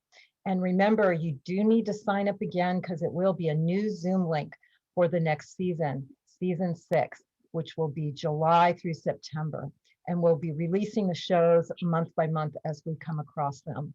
So thank you so much for your support, all your feedback, coming so much that you do. And I know a lot of you are on replays, so we appreciate that. And I will be posting in the chat room season 6 registration and the GoFundMe. And you can always find them in our emails that you'll get on Monday that will give you the replay, and on Wednesday that we'll share with you about the next show. So thank you so much.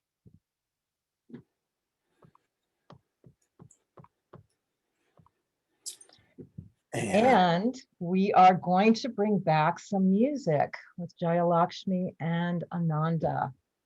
What I love about them is the vibration that they hold, which is very high from spirit, very high from heart. And the blending of their music together and the harmony together is so beautiful.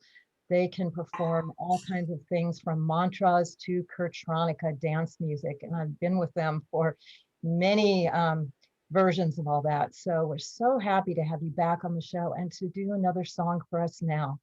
Welcome back, Jaya, Lakshmi, and Ananda. We have a little bit of change of set here, in case any of you noticed, because we have a gig tonight here, so we kind of really honored to be here to share this song. This is the day.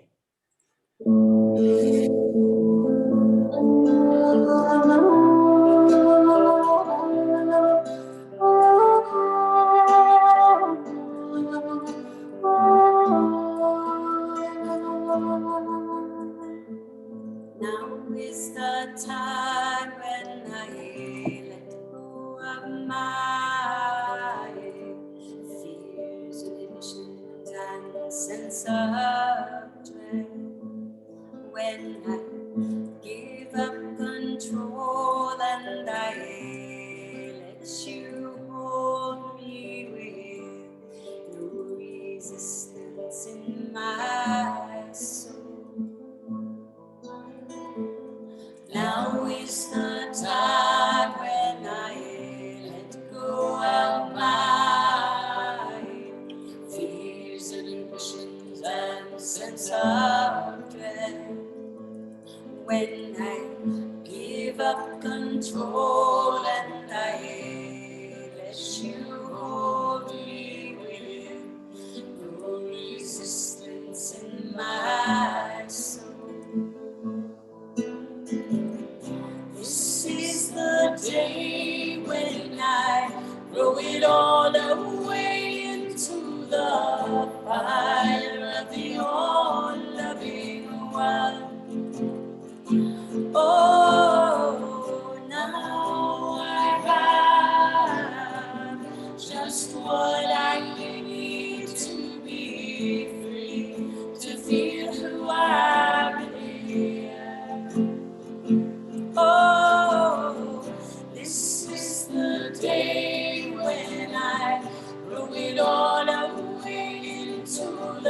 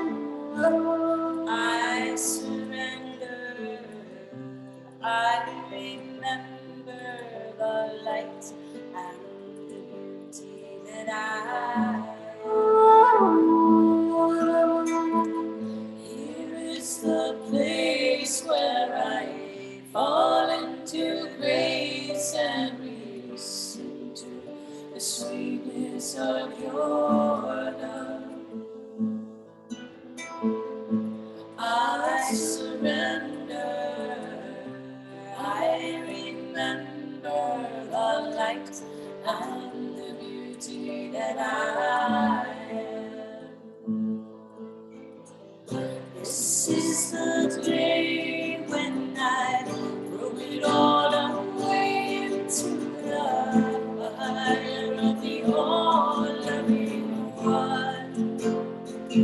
Oh, now I have just what I need to be free, to feel who I really am. Oh, this is the day when I throw it all away into the fire of the all-loving one. Oh, now I have just what I need to be free, to feel who I really am. Loka samasta sukino bhavantu. Loka samasta sukino bhavantu. May all beings be happy.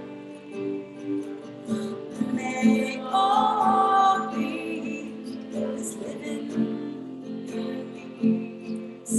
May all beings be happy. May all beings live in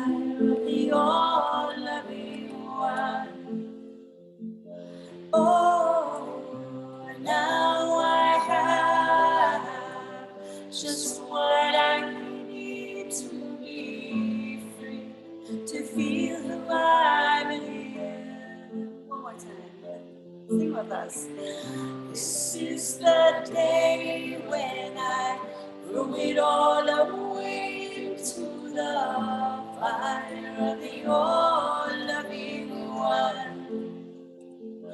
Oh, now I have just what I need to be free, to feel who I really am.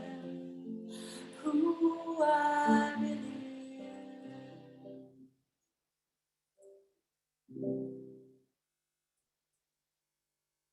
Wow. So many people in the chat room are talking about how beautiful that song is. And just, there's such a beautiful frequency and vibration that you two create. And it really permeates our hearts. Thank you. We've been trying to get you for a year. I want you to know. Get out on our wish list. And I keep asking Deborah, how's it going with getting Ananda and Jaya Lakshmi? She said, well, we got to figure out when they're going to be together. So it was a long time coming and waiting. Thank you, Deborah, for being persevering, because it's just awesome. You guys are great. I'm so honored. Thank you for asking this. And again, a reminder, everybody, that they have a wonderful website. You want to put your email in there so that they can stay in touch with you. It's Jaya, Lakshmi, and Ananda.com. Jaya, Jaya, Lakshmi, Lakshmi, and A-N-D, Ananda, ANANDA.com. And you're going to be beginning to play live events again? Yeah, hopefully. We have a few retreats coming up, so you can come join us for a little immersive experience this summer. rafting in Oregon, healing retreat with Lakshmi in Oregon also. And then in September, we're going to be leading a Hawaii dolphin yoga and chanting retreat. Probably be here in Ashland, September. here in Oregon. So maybe you join us for one of those. Wow, fantastic. Well, definitely.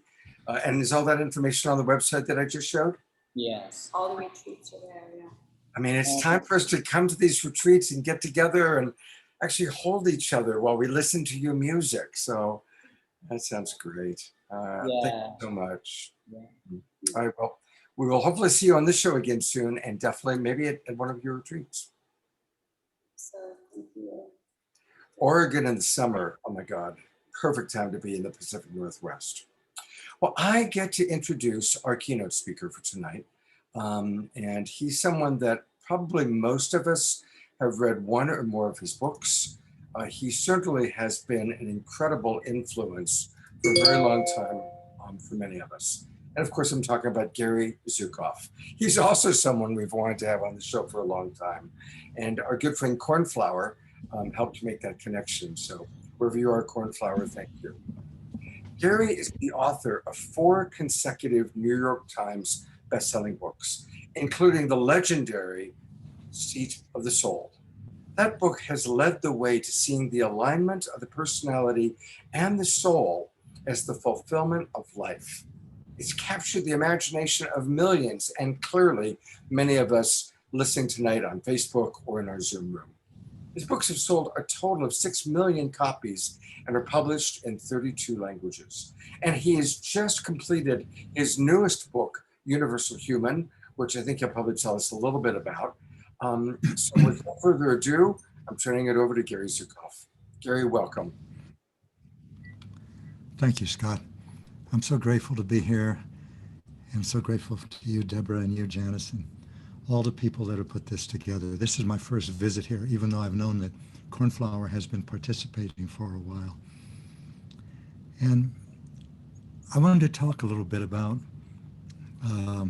building a harmonious future with Indigenous and spiritual wisdom, because for me that means building a harmonious present. And the only place I can do that, for sure, is in me. And so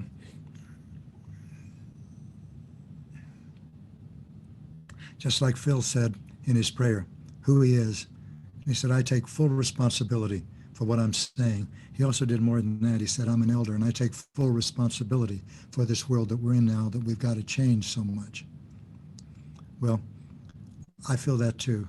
Creating authentic power is becoming the authority in your own life. And I'm so grateful to be able to speak to you about it.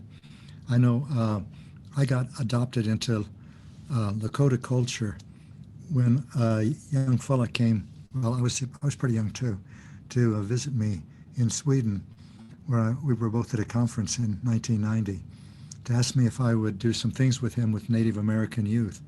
And I said yes, and so that started a long history of our being together, and that was Brother Phil.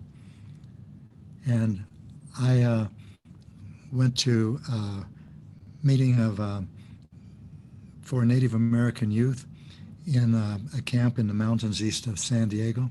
And that's where I met his dad, Phil Lane Sr. And Phil Lane Sr. really introduced me for the first time immediately to what I feel is Indigenous wisdom. And it's not the wisdom that he shared, it's not the prophecies that Phil tells about, although it's all that too. But on the way out from the airport in San Diego, I was talking to the 2 young Indian people who were driving me, and I said, I hear that if you want to respect someone, an elder, you give them tobacco. Is that right? And I said, that's right. And I said, well, I'd like to do that, but I don't know how to get the tobacco. So they pulled off the road into a 7-Eleven, and we bought some tobacco. We wrapped it in a little pouch. And then we got back in the car, and I said, well, what should I tell him? And they said, why are you giving him the tobacco? And I said, well, I'm giving him the tobacco because he's Phil's dad, because he's an elder, because his life is supporting Native American youth. And I said, the young people said, tell him that. So I met Phil that night, Phil Lane Sr., but I didn't get a chance to talk to him then because it was dark and it was interesting. He looked like the cowboy, not the Indian. He wore jeans with a razor sharp crease in them. He had a big belt buckle that I realized later is part of many, many that he earned as a Northwest champion cutting horse rider and trainer. But the next morning, Phil and his dad, who had his own little room in this place, it was a YMCA camp. So Phil and I were in one room and his dad had another. And then we're walking in the sunshine back to where we're going to start this. And I thought, well, it's now or never. I don't know how to do this, but I simply stopped and said, Mr. Lane, I want to give you something. And I gave him the tobacco. And I thought he was going to say, oh, washte. But instead he said, oh, my. He said, this hadn't happened to me in years. He said, the young people used to give tobacco all the time when they honored an elder. And he had my heart. I melted. And so he was in my life and I was in his. And then Linda and I were in his life together for the last 10 years of it. And I learned an awful lot. But just that is the Indian wisdom that I experienced. It's so grounded. It's so effortless. It's completely connected. Now, these are the people with culture. Also, when I visited some reservations, I saw a lot of alcoholism and sexual abuse and poverty. But when the culture is there, this relatedness is there. You'll see it at Standing Rock. You'll see it in the water protectors. So I was introduced to Phil's dad as Lakshmi, which is a term of endearment. Lakota term means uncle. And he used to teach me a lot. And then, as Phil mentioned, he helped me go on a vision quest once. And I did it on Mount Shasta. And I followed his directions. And I harvested some sage to make a circle. And I was going to spend 4 days and 4 nights. And on about the second and a half day, the circle, I tried to plan it wisely, but at noon, there was just no way that I could keep all of the circle out of the sun. There was no shade. And I felt so tired. I felt exhausted. And all I could do was lie down. And then I found myself in a fetal position with my back against the sage circle, as though I'd trying to get out of the circle just to get some shade. And while that was happening, I saw myself as a mother. And I was lying on the ground on my left side, and her child was laying near her, close. But she didn't have the strength to touch him. He was starving, and she was starving. And flies were walking on his eyes. And it was horrible.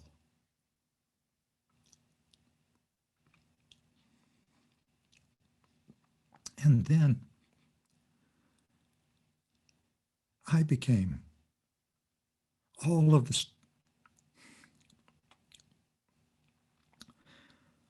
the starving mothers and all of their starving children in the world.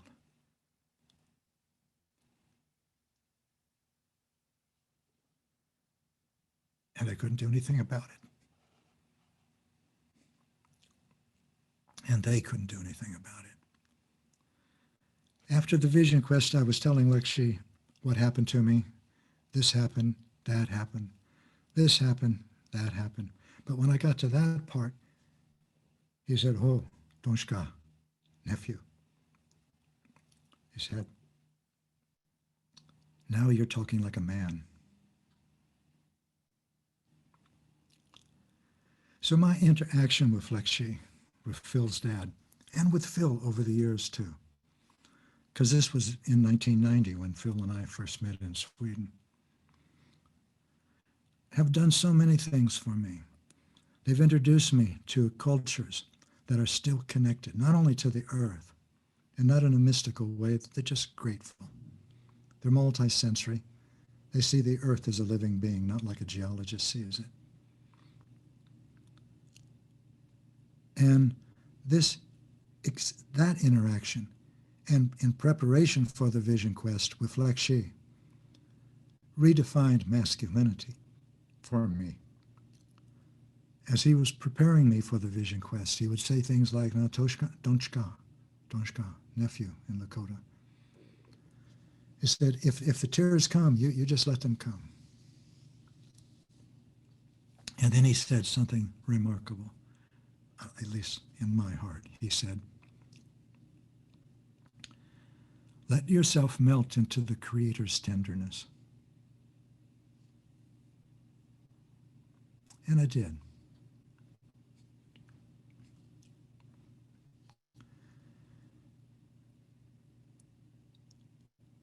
Harmony, for many of us in the old consciousness, is creating a circumstance of minimal conflict.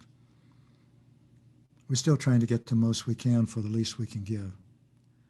But that's not harmony. Harmony is what I was experiencing. Once I went on a horseback ride with Phil Sr. And I still have that picture, not far from here, a few feet, in fact. And he let me ride on his horse, TVO's hired hand, or Old Fred. And that's a championship cutting horse. It won a lot of those silver belt buckles for Lakshmi. And he's riding on a young colt. And we're crossing a shallow river, like shallow, maybe 2 feet deep. And I have a picture of it. When I showed that picture to Lakshmi, he said, "Look at that, Tonshka. That's a picture of harmony." And I looked at it.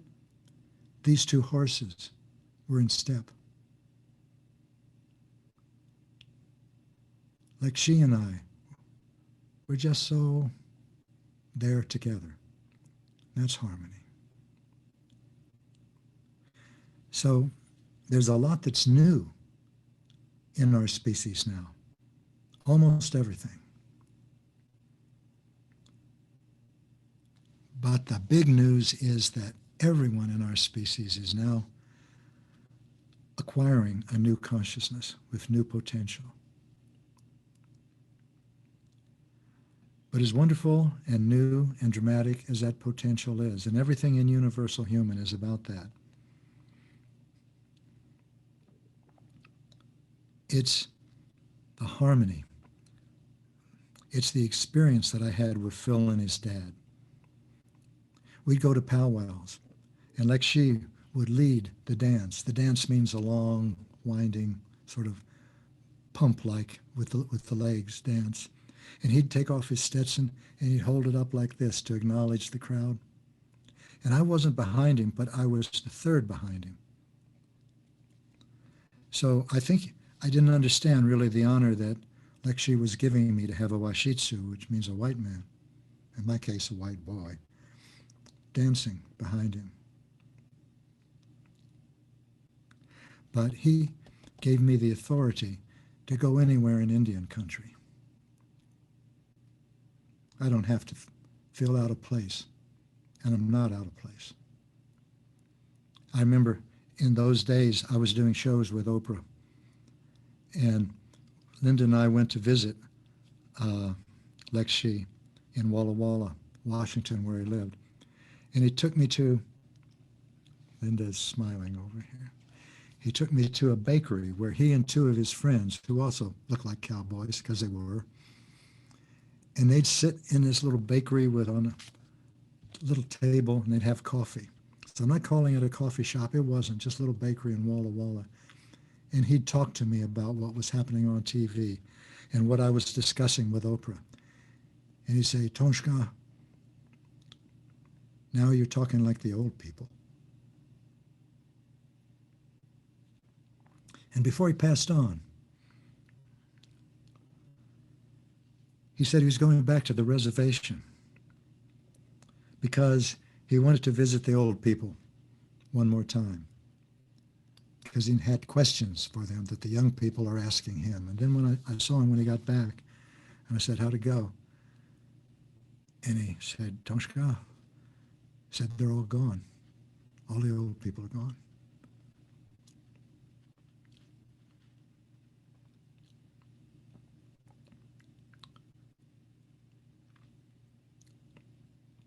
And then he said, not really to me, just said it. Said, so how am I going to get the answers to tell the young people? And then he said, he answered his question. He said, I'm going to have to go deep inside myself and find them. That's harmony. That's wisdom.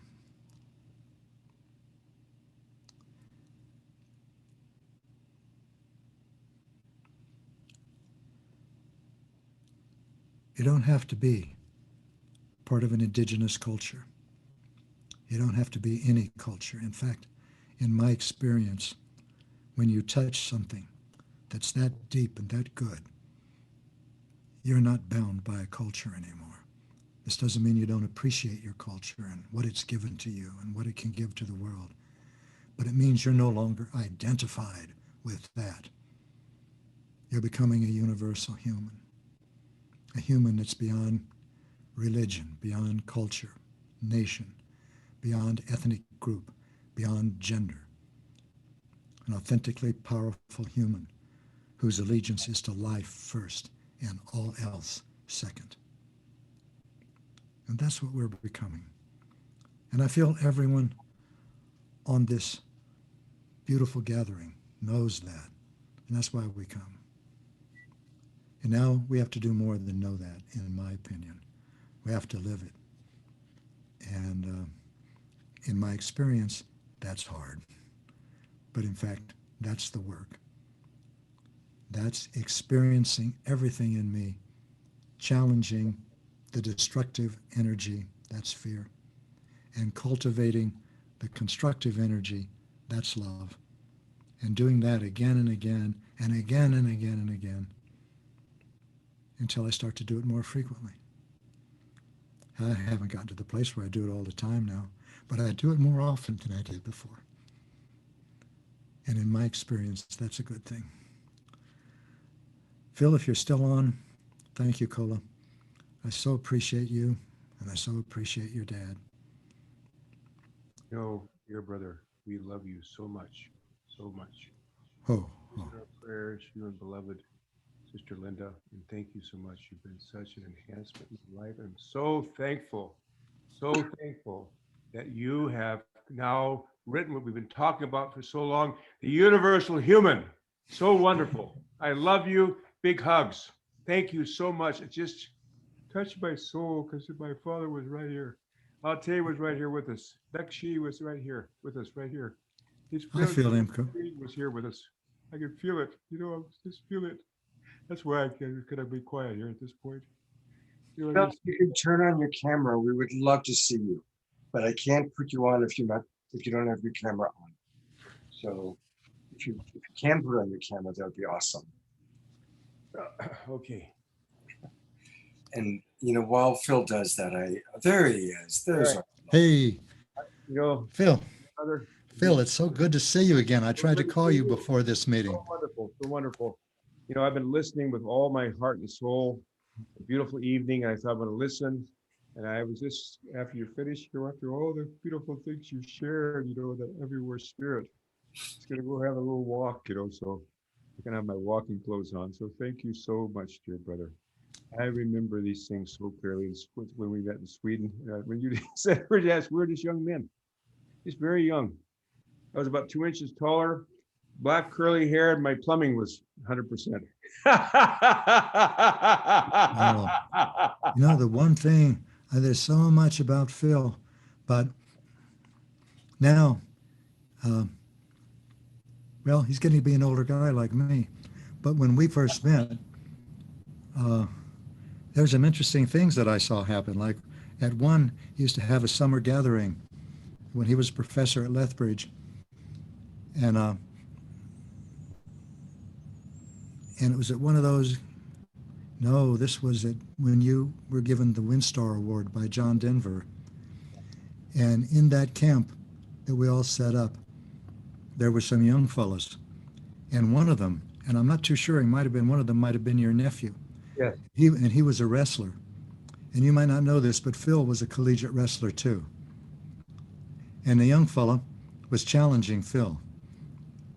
And Phil knew what was happening. The young buck wanted to prove himself. Phil put him on the ground in less than 3 minutes. Phil was probably in his 40s, and the other one was probably in his 18 or 19. You know, brother, he still is challenging me. And so last year we had the same deal, and I did a little bit quicker than him. You know, that's just practice, nothing more. But like my dad always said, you know, Dad said, like he always said, he said, just wear out. Our Earth suit just wears out. Then we'd be discovering the whole purpose that oneness has no gender. We have no gender in our soul, like you said. Anyway, I'm so excited to read your book. I can't wait. I mean, I've been waiting for it. We can understand we are universal humans. And that's a perfect segue, Phil. It just came out. Gary has been working on this book, well, probably his whole life on one level. And it just was released a few days ago. And you can learn all about it and get it by going to universalhuman.com.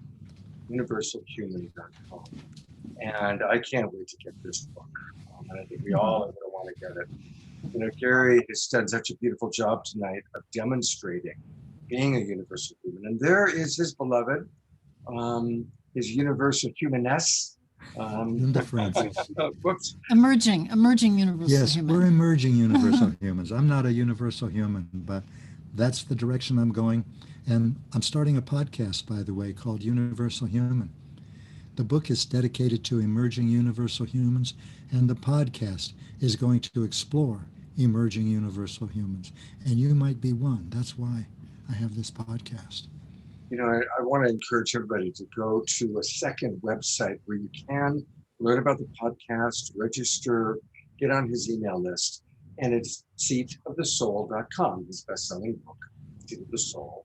Go to seatofthesoul.com, and there's a lot of things happening there, including if you go to resources, well, they're the Soul School, and they're going to have a live online event coming up very, very soon.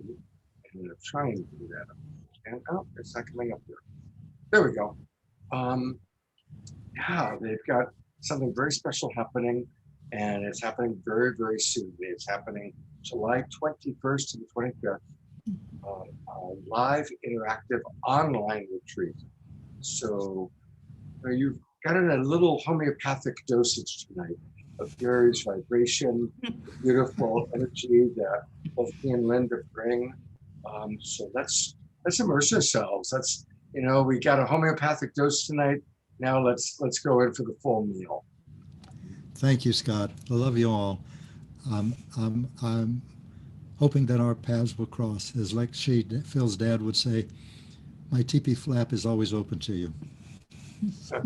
Beautiful. Well, thank you so much. Thank you very, very much. Let's just all take a breath. And what a beautiful, we're so blessed to witness people like Gary, and to witness the love between Gary and Chief Phil, knowing that they go back decades and how they influence each other. And do you notice how when we have people like Gary and Neil Donald Walsh, many of the presenters, they always are so honoring of the other presenters. I really always appreciate, like, the ego gets checked in at the door, and it's just everybody honoring. So we were going to have Jan introduce our next presenter, and she got bumped off. So I am going to make an attempt to introduce Rocky. Hello, Rocky. Welcome. Just need you to unmute, brother. Hello. Hello. Welcome. Thank you very much. It is an honor to be here. Oh, it's great to have you here. I'm going to read what I hadn't prepared this. Jan was going to read it, but I'm going to share a little bit about you since you're new to our show. Rocky is a Grammy-nominated musician and activist, and he straddles the boundaries between Africa, the Caribbean, and the US. And he creates these appealing Afro-root sound, which you're going to hear, that unites generations and cultures. He has shared the stage with Stevie Wonder, Peter Gabriel, Jason Mraz, Janelle Monáe, John Legend, among many, many others. He was named one of Africa's top global stars by CNN, and he has showcased his talent at such prestigious venues as the Kennedy Center, the Lincoln Center, and the Hollywood Bowl.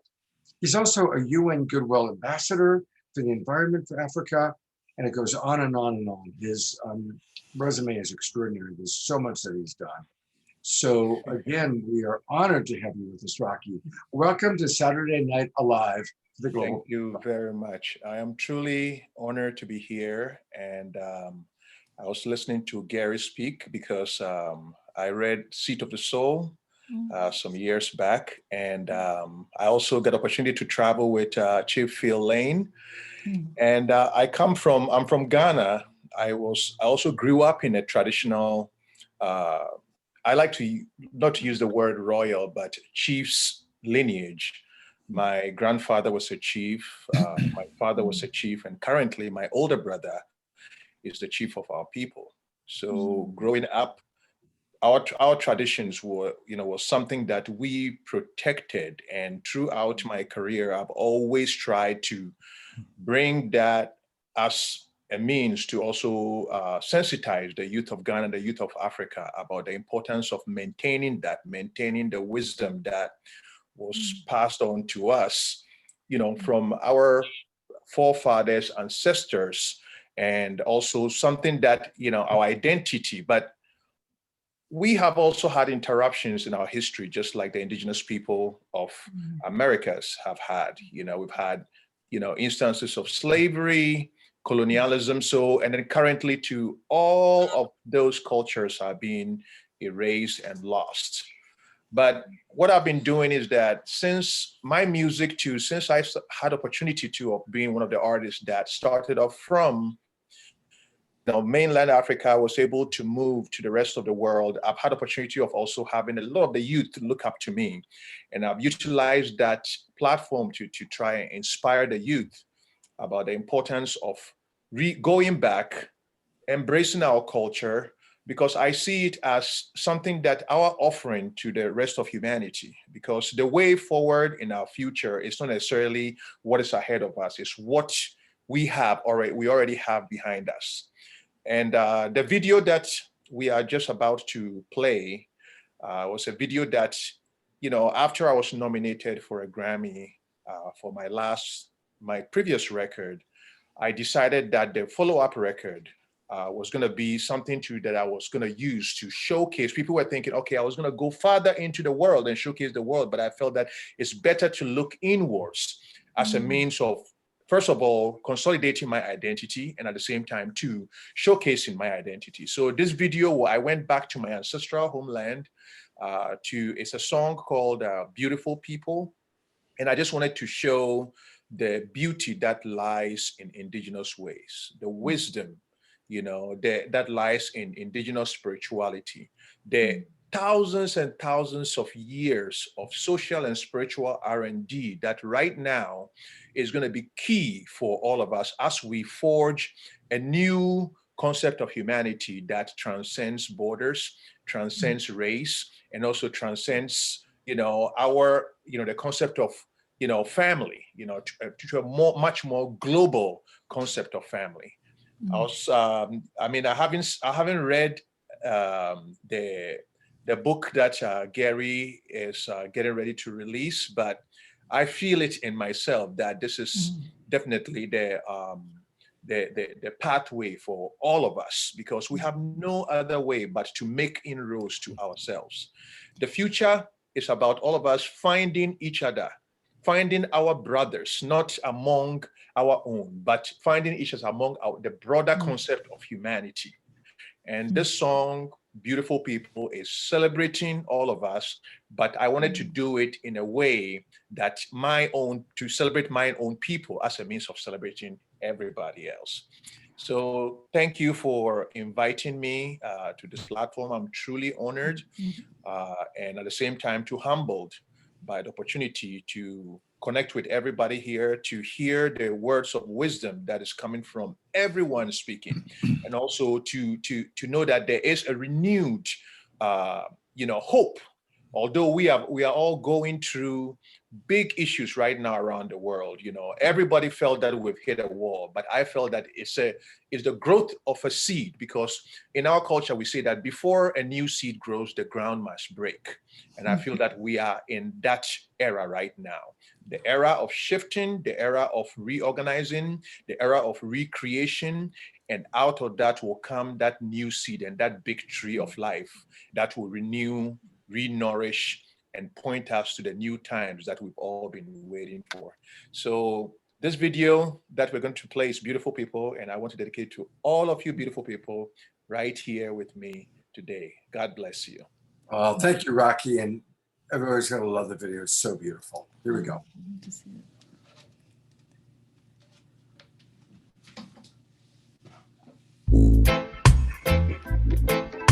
Whoa, whoa, whoa, whoa. I dedicate this song to you, my beautiful people. My beautiful people, come and sing along, yeah. Here I got a song for you, my beautiful people. My beautiful people, come and sing along, yeah. There are many things we cannot hide. There are many bonds that can be undone. Just like our bond, yeah. Everything in life is a sacrifice, but I know it was worth the price, for I did it for you. Here I come with a song, oh beautiful people, oh beautiful people, come and sing along, yeah. I dedicate this song to you, my beautiful people. Oh, beautiful people, come and sing along, yeah. From every corner we'll be blasting, from every corner we'll be blasting, and you know I did it for you.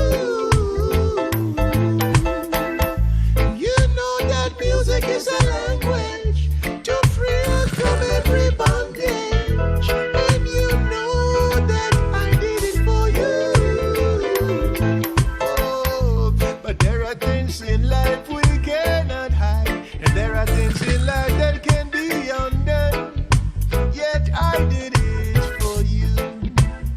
Whoa, here I come, a song for you, oh beautiful people. Oh, beautiful people, come and sing along, yeah. I dedicate this song for you, oh, beautiful people. Oh, beautiful people, come and sing along, yeah.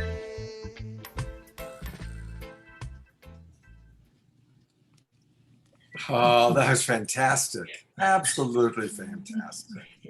Thank you so much. There's a lot of wonderful ways, I want to say, by the way, for us to get more of Rocky. And I'm going to go to, he's got a lot on YouTube, but also if you go to his primary website, it's his name, Rocky Dawuni. I hope I'm pronouncing that correctly. Yes, sir. yes.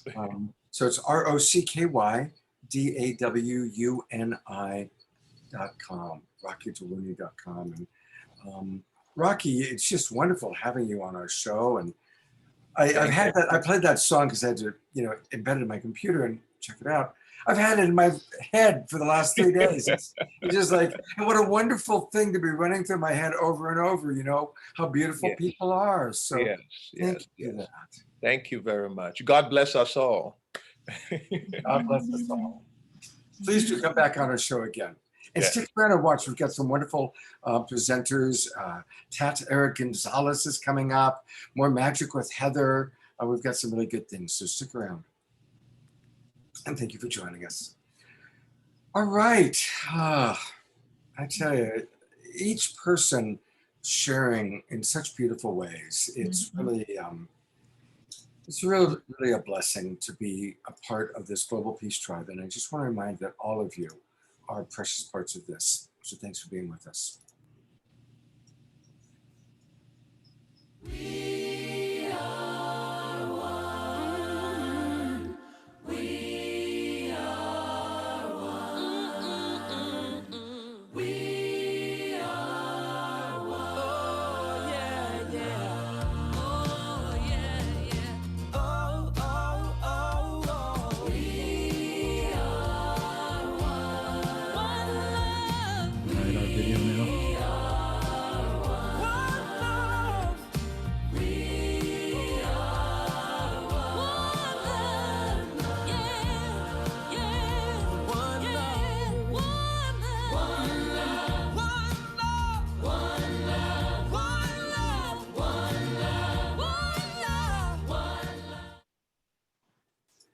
We are one love, aren't we? Isn't that like the message that's coming through from so many of the people that we're hearing tonight? The one love between Chief Phil and Gary Zukav and all of us. It's really quite beautiful. And there's still time for those of you watching us on YouTube channels or Facebook. Come on into our Zoom room. There's over 300 people in the Zoom room with us all chatting away. And it's always fascinating to see the conversations going on in the chat room.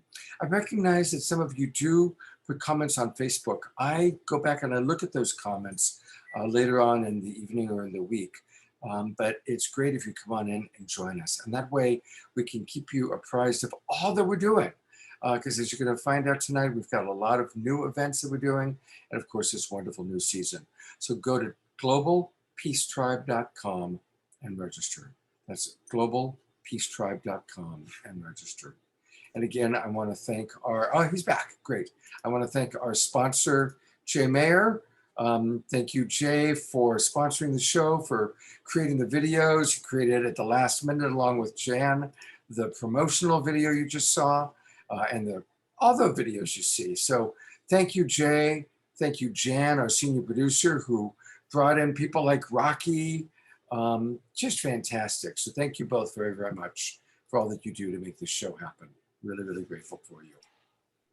And to tell us more and continue with the announcements, here's Deborah. And I want to thank everyone for your donations that you've given us tonight. It makes such a big difference as we launch the new season. So thank you so much, and please have them keep coming in. We appreciate it. It makes a big difference. And as well as signing up for season 5, there's other ways you can support Saturday Night Alive growing forward fully. One thing that we do is we allow for volunteers to help us. We have a social media team we're creating. So if social media posting is your love and your superpower, fill out our volunteer form and help us get information out to the world about Saturday Night Alive. Or maybe you have another superpower you'd like to share with us. I'm going to post that in the chat room, and it's always in our emails that we send out during the week. Or if you'd like to sponsor, we're definitely looking for more sponsors for season 6. So please contact us if you'd like that. I'm going to put our contact info in the chat room as well. Another thing we do, which is really great, if you know someone who would really benefit from joining Saturday Night Alive, you can pay it forward and you can give a gift of a Saturday Night Alive subscription. So I have a link I'm going to post in the chat room about that. And one other really great way is just for you to share about it with your friends, your family, on Facebook, and tell people about it. Word of mouth is golden. And we've created a promotional video that you can share on social media and Facebook that's really great, that will really share with people and give them the essence of what it's about. Scott, would you like to share that with them? Here it is. What have been your favorite forms of entertainment and connection with others? Were most of them shut down by the pandemic? It sure has been a tough time. Out of the dark of an unprecedented year, an incredible online community was birthed. It's Saturday Night Alive for the Global Peace Tribe. Ready for community inspiration and magical moments online? Since April 2020, this dynamic show has touched the lives of people all around the world. Join prominent luminaries, musicians, magicians, and comedians. This is your chance to relax and enjoy uplifting entertainment and inspirational messages from the comfort of home. Together, we are creating a new paradigm. Saturday Night Alive showcases internationally acclaimed speakers, best-selling authors, and wisdom keepers. Let them illuminate your path with tips, tools, and insights. It also sheds light on many timely topics. Discover how to master your relationships. Dive into the secrets behind ancient history. Receive deep wisdom from Indigenous elders, and much more. Dance along to live performances with high-vibe musicians and hear what these brilliant performers have to say. Experience major artists from the Conscious Festival circuit and beyond. You'll be dazzled by our conscious comedy, magnificent magic, and spoken word. The show is meeting our needs during these critical times. Saturday Night Alive delivers inspirational wisdom, community connection, and positive vibes. Join us every Saturday night, 6 p.m. Pacific, 9 p.m. Eastern, or catch the replays. Register for Zoom Room access. Enjoy live chats and a pre-show experience with presenters and the Global Peace Tribe. Saturday Night Alive for the Global Peace Tribe. Find out more and register now at globalpeacetribe.com.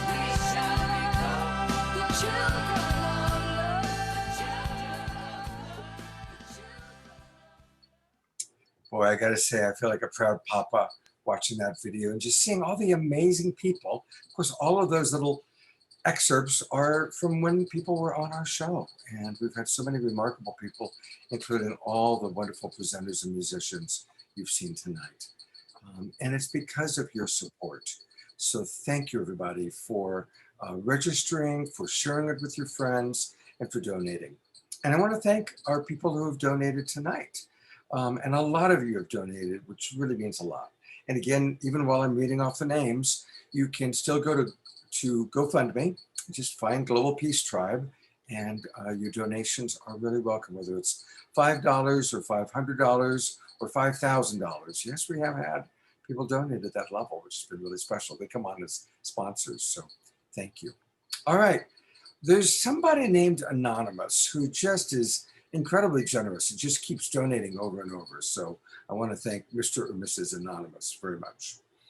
We also want to thank Laura Groffman, Jason Roberts, a lot more anonymous, Prashant, Pamela Young, Terry Russo. Terry, thank you. She's always right there. Ann Masterson, Patricia Murray, Janet Connell. Janet, I know you donate quite frequently. Thank you. Kim Manley, beautiful, very, very generous donation, Kim. Thank you so much. And Prashant again, and more anonymous. So again, thank you everybody for your donations and making this happen. And we are continuing to grow. We're continuing to evolve. We take in your consideration, what you want, and we're doing our best to give it to you. And we want to continue to hear from you. So thank you very much for all that you do to make this show happen. Again, thank you to Jay and Jan, and of course to Deborah. We also have an amazing staff of team, Debbie Johnston, and all the other people that work with us, Laura Marr. Thank you to everybody. And what do we got next? I'm now taking a look at the agenda. We have Jan introducing our next speaker. We're super excited to have Erick Gonzalez here live from Guatemala. Within traditional indigenous circles and native people of the Maya, Todd Erick, he carries the responsibility of an Aj Kij and a Kamal Bey, which means spiritual leader, teacher, and earth wisdom keeper. Over a 40-year period, he traveled and trained under and was initiated by spiritual elders from Mexico, Colombia, Peru, Guatemala, and throughout North America. And so he's been truly blessed with a unique connection to sacred guidance, which comes directly from spirit. His Earth Peoples United is creating two models of spiritual land stewardship, one in Guatemala on the shores of Lake Atitlan, and one north of in Northern California at Mount Shasta. So we welcome Todd Erick to our show tonight. Thank you. Thank you, Jan, and greetings to all my relations. We send our love and our gratitude to each one of you for the love exchange that is being created here with these efforts tonight, Saturday Night Alive. Deborah and Scott and everybody who spoke tonight. It is a great honor to be here on our land of the Sutujil Maya.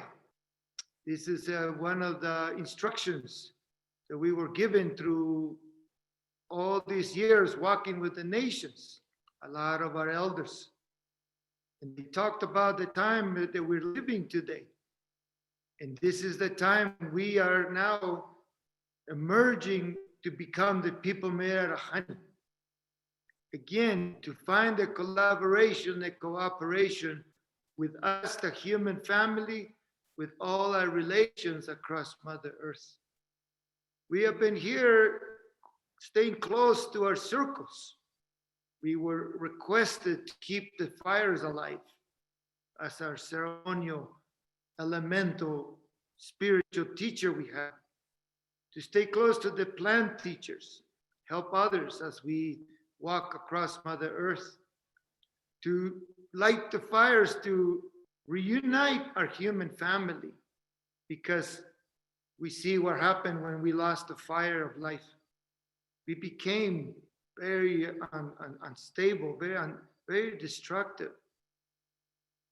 But not all humanity was like that.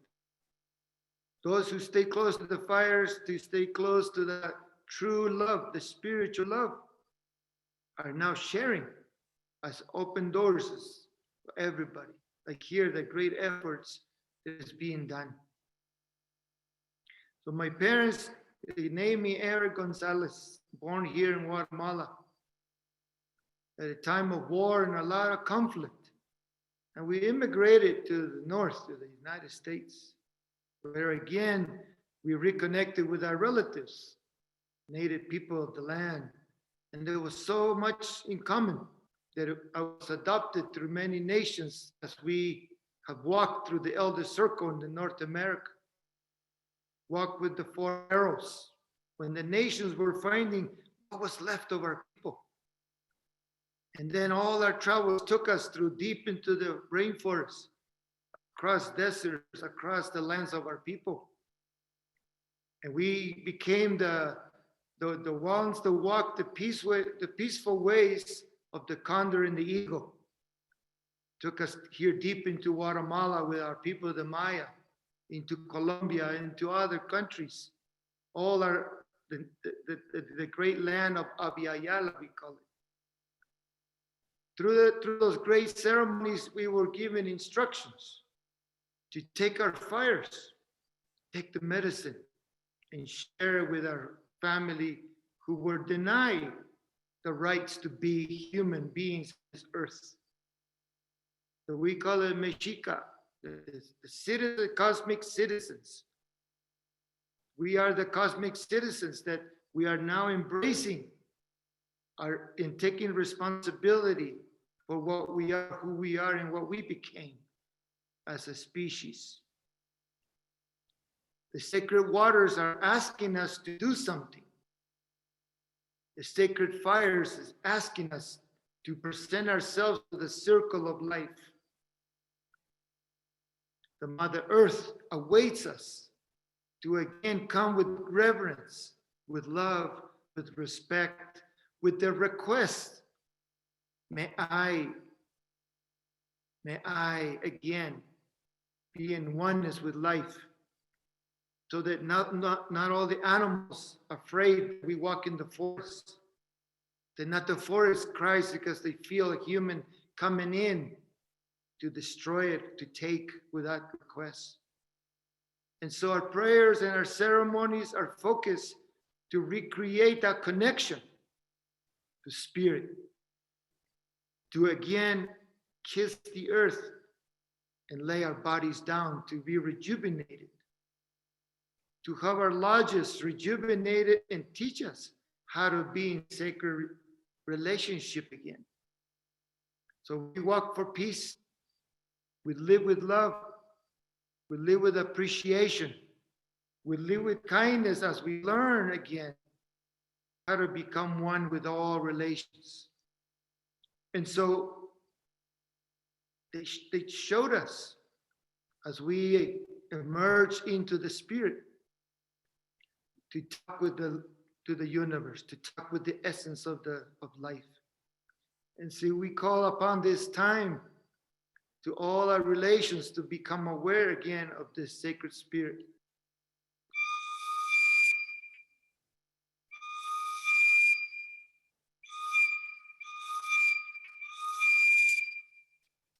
We say, Rukushka, Rukush you live, heart of the heavens, heart of the earth. Rukushka, Rukushka, heart of the fire, heart of the wind, the air. Rukushka Slimal, the heart of life.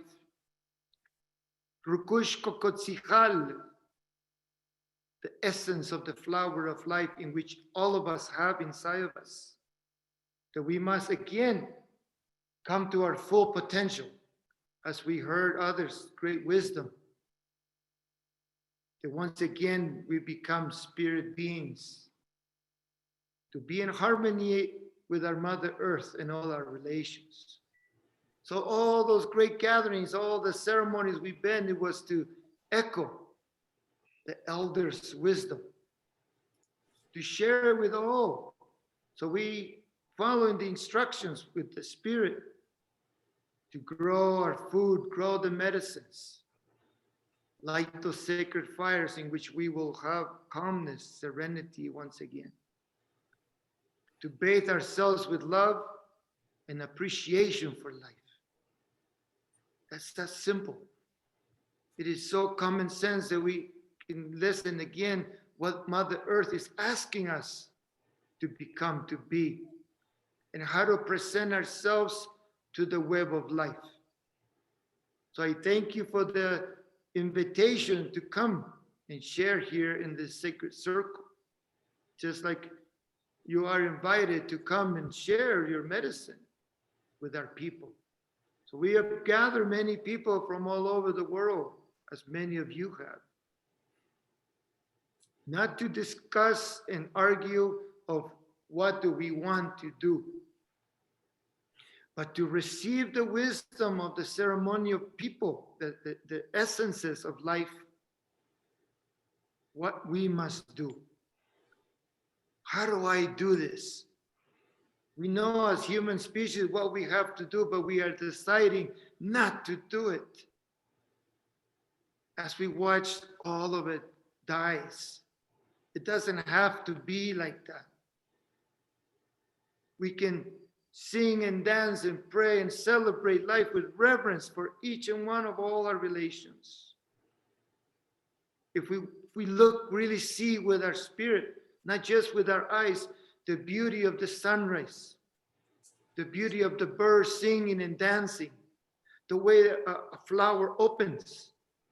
It is how our soul will open again through our humanity. But we must find what we love. I love you. I love my Mother Earth. So we've dedicated our lives to find, what do I love? I love my wife, Hetty, and my 5 children. I love my 8 grandkids. And we have adopted many, many children all around, watching them grow to beautiful beings. We can do that. Each and one of us here, beautiful work you're doing. Thank you for the invitation to come this far here. We decide many times to stay in these mountains here, close to the water. A deer mountain over there, just north of Mount Shasta, springs where we share with people how to drink water again, go to the source of life. Somebody says, can I borrow your cup? No, just go down and drink the water. Put your heart in it, put your mind in it, put your essence inside that sacred spring and give thanks for that life. That's how precious it is, the water. To walk across the lands with no borders and no armies will be a dream come true. And it is prophesied, yes, and we are working towards that.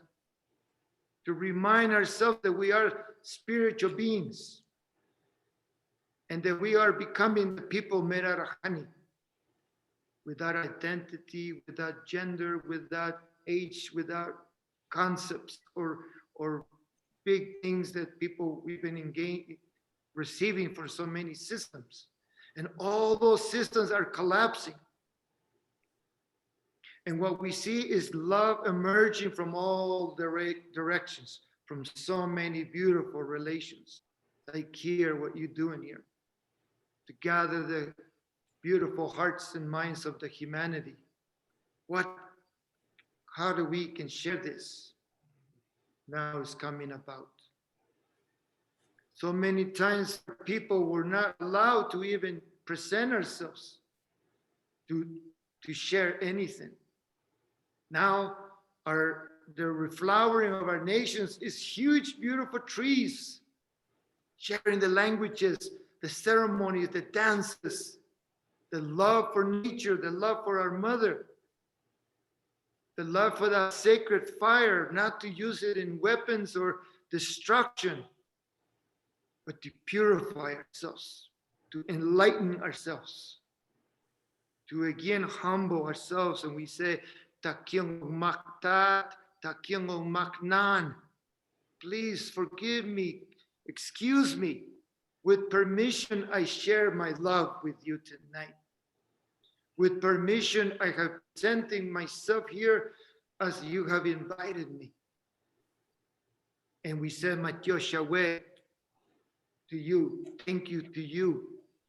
As I return home to my place, to my things that I must do, I thank you for this opportunity, and may the Spirit bless each and one of you. Matyo Shaweh. Thank you so much. It's such an honor to be in your presence, to receive your passionate, inspirational request for us to really reconnect to the earth, reconnect to each other. And again, your passion is beautiful. The love that you express for Mother Earth, for your wife, your 5 children, for your 8 grandchildren, touches my heart. And thank you. This whole show is about inspiration. And sir, you truly are an inspiration. Thank you so much.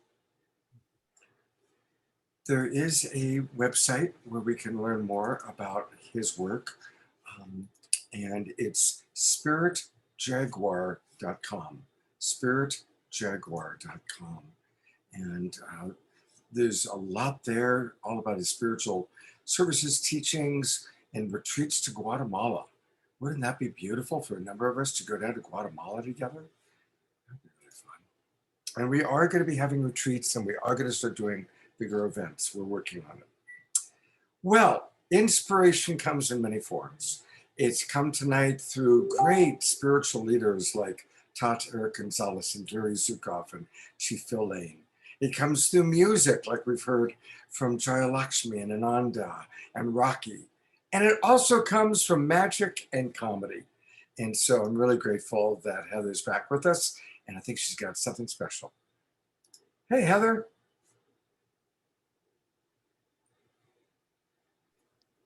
Hi, everyone. Well, I have to say that it would be nice if the inclusion conversation ran smooth as silk, but it is a complicated one. Just knowing, though, that this complicated conversation can tie its into knots, and also knowing the fact that we are biased does help. But lurking underneath the subconscious is the sense of bias. Apparently, it influences 90% of our behaviors. That's kind of a stopgap. But as mentioned, creating new experiences can help with that. So looking instead of through the holes of life, look through them for a whole new paradigm of possibility. Now, today, I would like to offer actually a framework that I consider the 4 pillars that can shapeshift any area of your life. And these are simply clarity, action, connection, and transformation. And we're going to go through each of these today. Now, the first is clarity. As Steve Jobs says, you have to say no to 1,000 things. My magic teacher in Las Vegas, who you've seen on this show many times, Jeff McBride, says, you should focus on the miracle of the one thing. If you can take just one thing and dedicate all of your focus to it, the magic does happen. Now, this gets us clear about the conversation around insider and outsider dynamics. This is a key piece of inclusion and diversity, and it's an important one to look at because we aren't aware of it often. For example, if you were to ask a left-handed person what their life is like, they'd start by saying, well, I have to get special scissors. I have to buy a special baseball mitt. I have to be concerned, or I'm going to sit at the table at a dinner because I don't want to be knocking elbows with people or on a plane. And so it's a complicated conversation. So if you ask a right-handed person what it's like, they'll just essentially look at you, right? And that's what they mean by insider, outsider. Insiders might not even know they are. Another example, if there is a deaf person who can only communicate by reading lips, and there's a pandemic, they can't see when they go out. They can't read, they can't listen, they can't communicate. So that's an effect. And if you ask them what their life's like, it opens up a whole new level of clarity. So that's clarity. The next, I'm going to keep showing this as a visual aid, is action. Now, they say money loves clarity, but you can't get money without action. I love the idea that the actual translation of karma means action. That's what it means. And they say that most people, as they're getting ready to pass on their life, regret not having lived their dreams and fully elaborated their dreams. They say that there are only 7 days in a week, and someday is not one of them. There's an example of a woman who, she worked for a company, and it was 20 years after working for that company that she finally put pictures in her cubicle of her same-sex marriage and her children. 20 years. Maybe she was waiting for the courage, or maybe for the workplace acceptance, but she finally took that action. So we have to take the risk, everyone. We have to put our neck on the line. Here, I will gain the courage to bring this rope through my neck with the count of 3. Everyone count with me, please. 1, 2, 3. Yes. Whew. Thank you very much. Yes, yes, yes. Well, now we're moving on to connection. Clarity, action, connection, transformation. We can do so much more together than we can apart. And one thing that I really need help with is this Rubik's Cube. No matter how much I try to solve it, the more scrambled it gets. So can you please help me? I would like for us to solve this in midair, again, at the count of 3. All right? I need your help. Here we go. Everyone count with me. 1, 2, 3. Thank you. It's solved. You're the best. Another example of insider-outsider groups was the Me Too movement. And this was many women finally coming together to share deep pain created by insider-outsider dynamics, but also men too, right? People were sharing that. And I'll share an experience I had with it. I was many years ago, frankly, many years, I was competing in a magic competition. And it was before the show, and I was down at the bottom of the stage, and we were running a sound cue. And I was doing like African dance as part of my crazy act. And I had to do the sound cue. And I did it, and the MC shouted out, "Oh, let's all throw quarters." And I stopped, and instead of letting it go, I walked straight to his eye and I looked at him and I said, "What did you just say?" And he did crumble, but he got his sniper shot in. But I hope that by connecting with him, he had a moment of transformation. I think he did, because he actually did eventually apologize for that. So we're moving now to transformation. Everybody loves this stuff, isn't it? Well, it seems that nature does have a natural flow that we can trust, that it does want to refine itself, like this simple handkerchief. If we intend something, say an origami bird, to form, we can envision it. We can have that clarity. We can take the action, make the connection, and have the transformation, making it turn into an origami bird. Oh yeah, gotta love that. So what do we do with this? Well, we have to make do with the hand that we've been dealt. We have to first start by look at what's missing. We realize that almost half of humanity is living on less than $5.50 a day. That the world's richest 1% make twice as much as 7 billion people.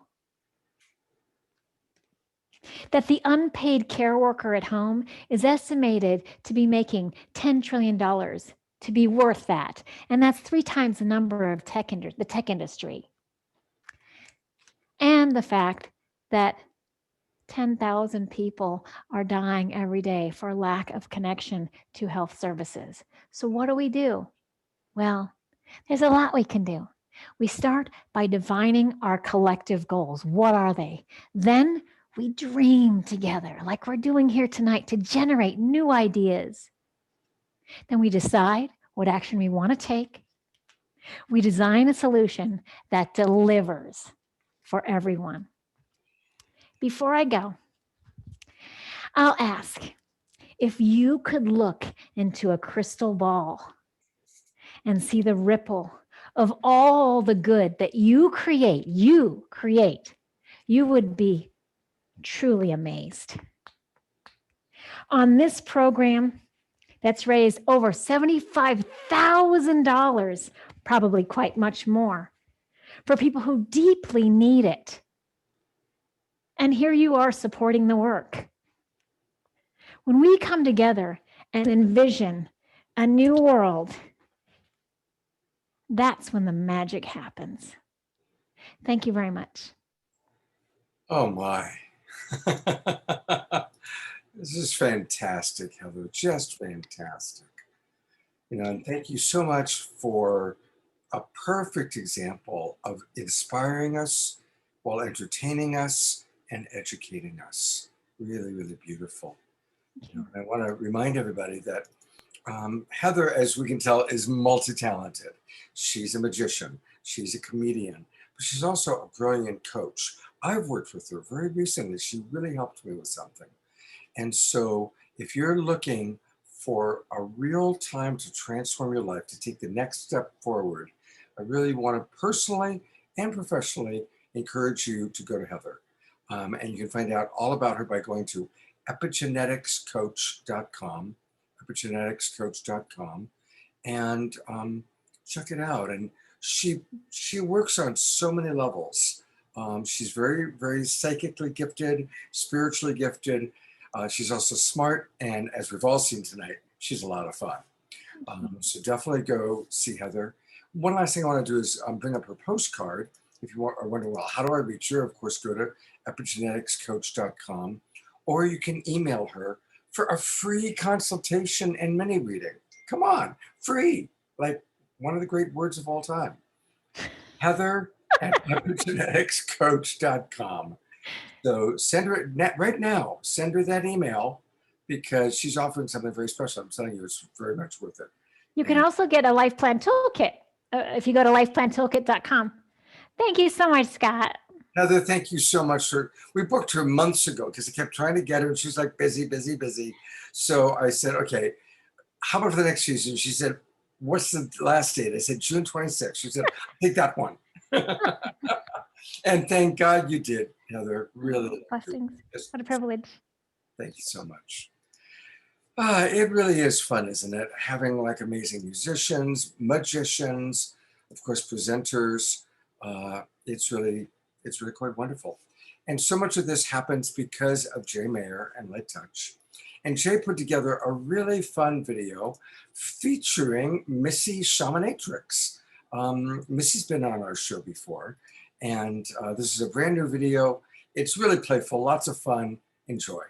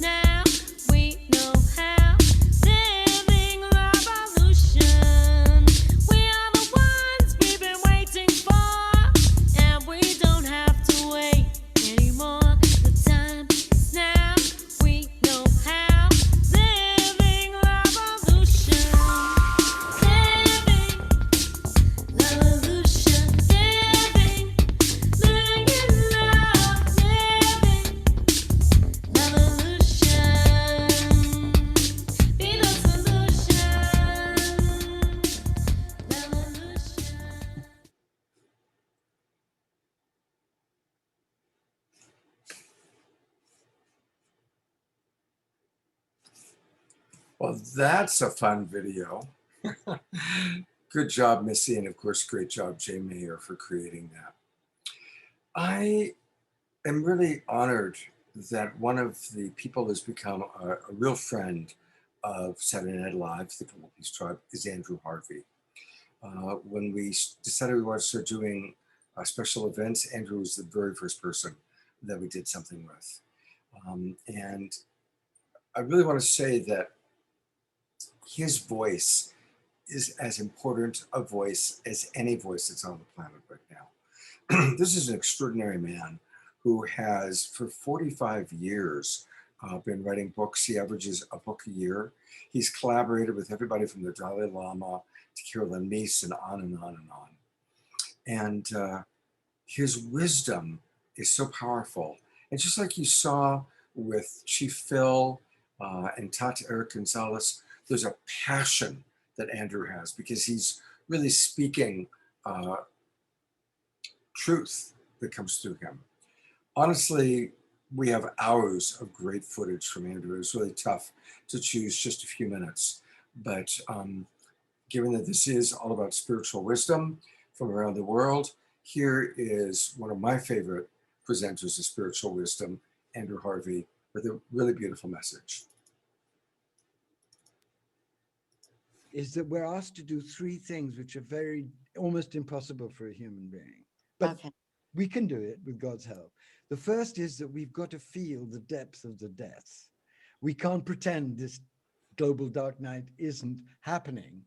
It is happening, and actually it's the way through it is the way through it by feeling it, by allowing it to blast our fantasies, to destroy our magical thinking, to rubble our illusions, to terrify us into far, far deeper search for what cannot be shaken, what cannot die, what cannot.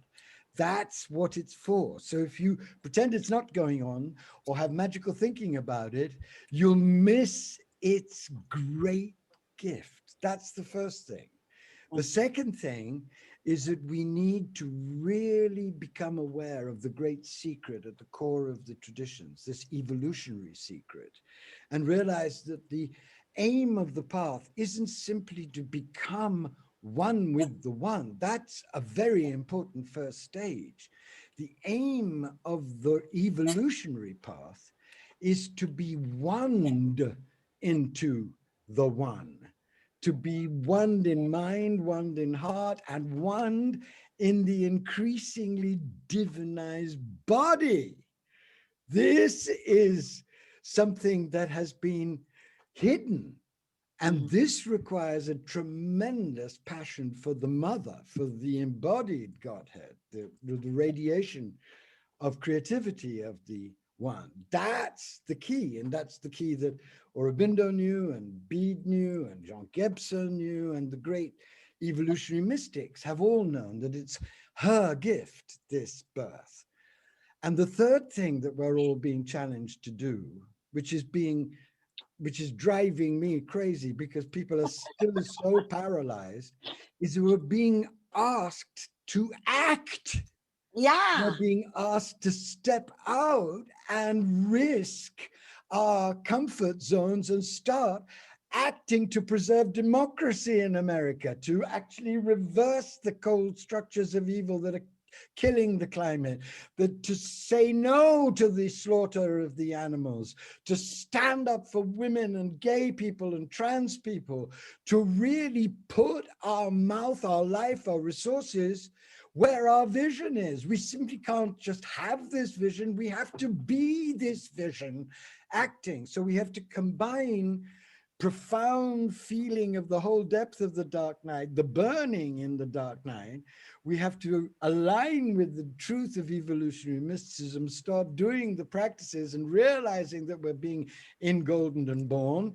And we have to act all at the same time with the fullness of our whole self, because that's how the birth will take place. By our full cooperation as fully human and fully divine, in full commitment to being hope walking, to being a midwife warrior of the new world. And that is what so many people are not doing. Right. They're not doing either the opening to the dark night and the depth of mystical practice. They haven't yet come to alignment with the evolutionary plan of the one, and they're waiting for everybody else to act without acting themselves. And that's why I'm so fierce about this, because I know that if we continue like that, we're going to die out. But if we bring those three forces together inside ourselves, we can collaborate with the divine evolutionary force and be born into a new humanity. And nobody knows the end of this journey because we're making it right now. I just love that man so much. He's such a gift. And I want to thank the mystic abbot, Jerry, for saying you got to have Andrew on the show on spiritual wisdom. You're right, Jerry. It was a good call. To learn more about Andrew, please visit his website. This man has written so many books, and he's loved by Deepak and Marianne and the gang. And you go to his name, andrewharvey.net, andrewharvey.net. And really, I encourage you to support him, read his books, tune into what he's doing. I am going to show, we're going to have an after show tonight, and I am going to show one of his, another video. It's short, we're like 5 minutes, but there is more Andrew coming and more of our show coming. So definitely stick around. And now it's time for Global Peace Tribe Recommends.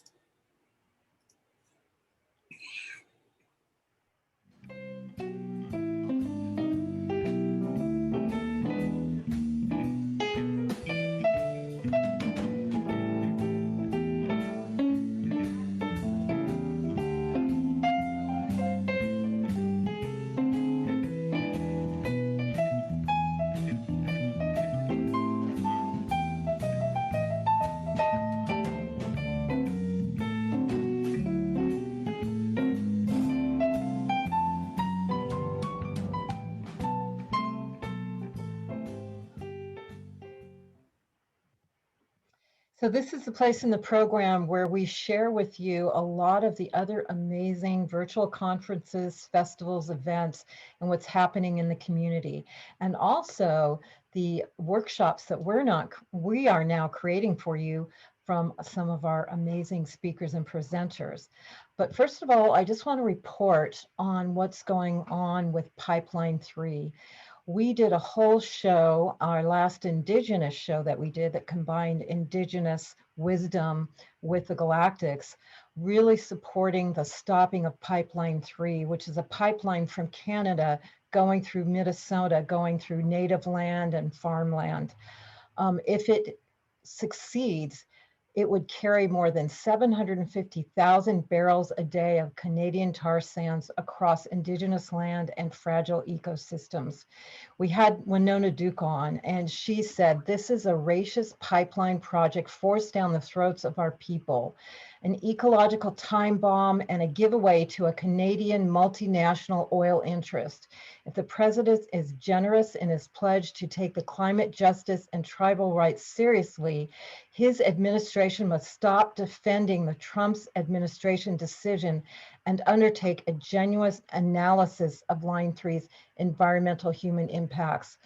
Unfortunately, the Biden administration is still backing the Trump administration approval of the Enbridge Line 3, but the Native people and the community people are still fighting it with protests and support to really turn that over. So we want to say the fight is still on. You can still support. I'm going to put the link in the chat room of their website where you can find out what's going on. This is in northern Minnesota, and you can actually donate to them and give your green love to them to fight. They're fighting for all of us, and especially precious Native rights and Native land. So that's the report from that. And one of our next workshops we're going to hold is with Master Magician Jeff McBride. Now, he's the master teacher of a lot of the magicians that we've had on, including Heather Rogers that you saw. And he's been named the Magician of the Year. And what he's going to do for us is a VIP show for our Saturday Night Alive audience. He usually charges $100 for this. We'll be in the Zoom room together. He's going to do incredible magic, extremely entertaining, and we'll be able to interact with them all together. So we'll be at a magic show all together online. This is happening July 28th. Very reasonable tickets. There's early bird tickets that will last through July 5th. And Jeff McBride is just amazing. I'm going to post the links in the chat room, and you'll always see them on the emails that you get from us during the week. Thank you.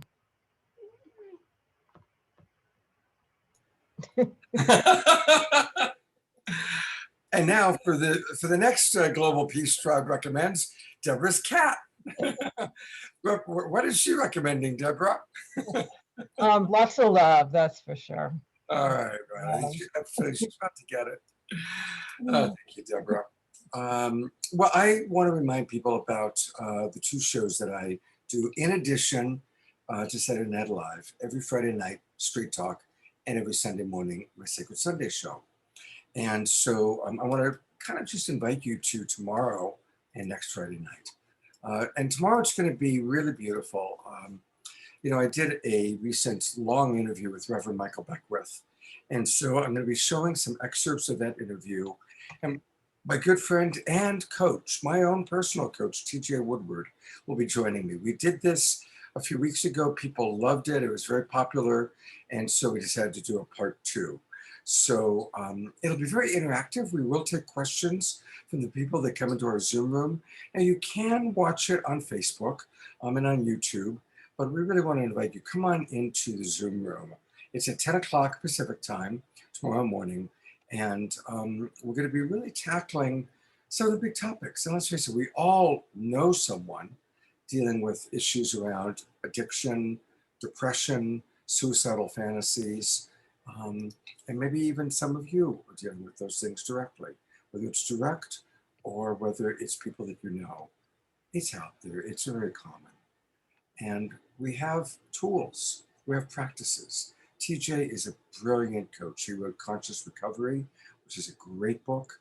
I've been coaching for a long time. That's how I make my living. And so I want to really invite you to join TJ and I and Reverend Michael Beckwith tomorrow, Sunday at 10 a.m. You might recall that last week, Gary Malkin was on the show. Beautiful musician. He's won multiple Emmy Awards. And Gary is very involved in grief work, really helping people to work with their grief.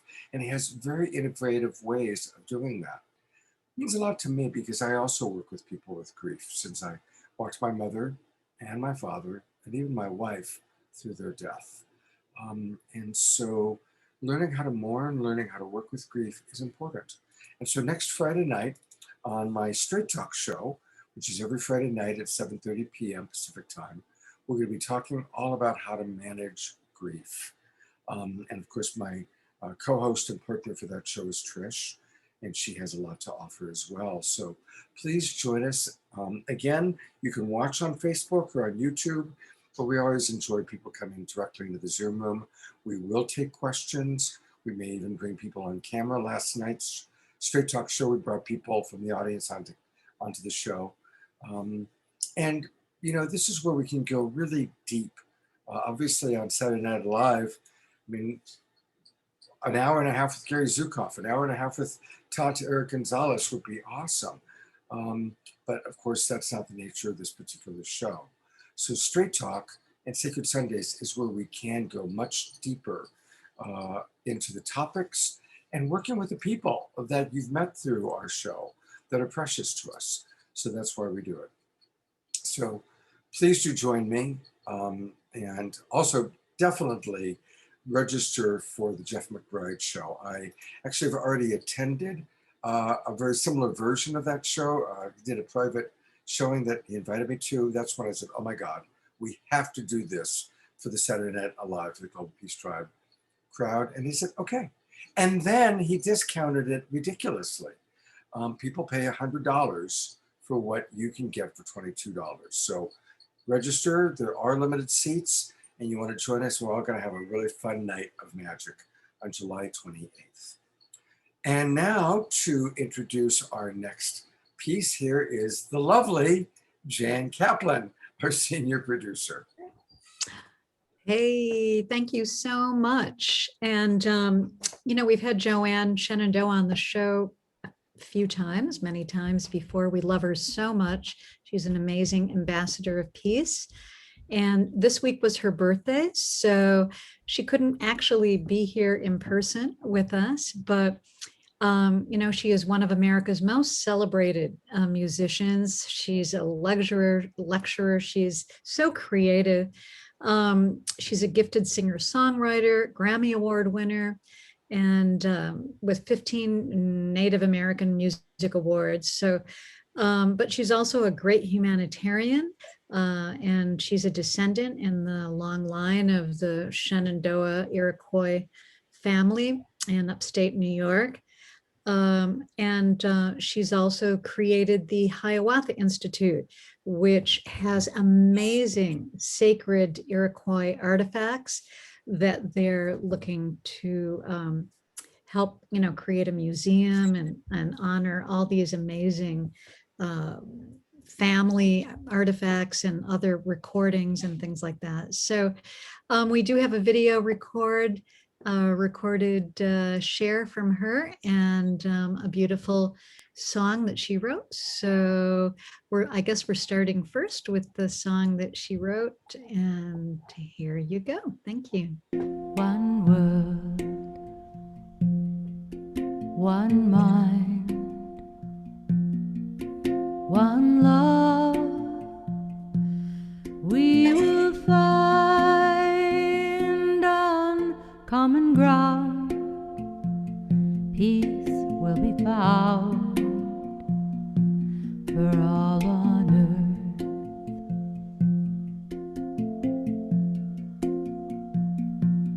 One world,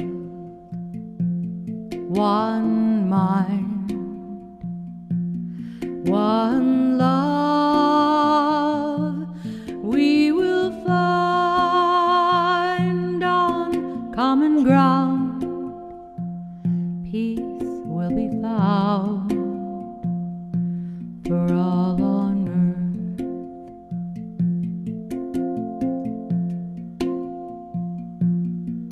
One world, one mind, one love, we will find on common ground, peace will be found for all on earth.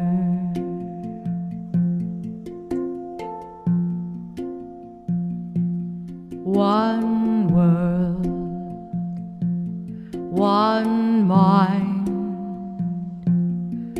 one love, we will find on common ground, peace will be found for all on earth.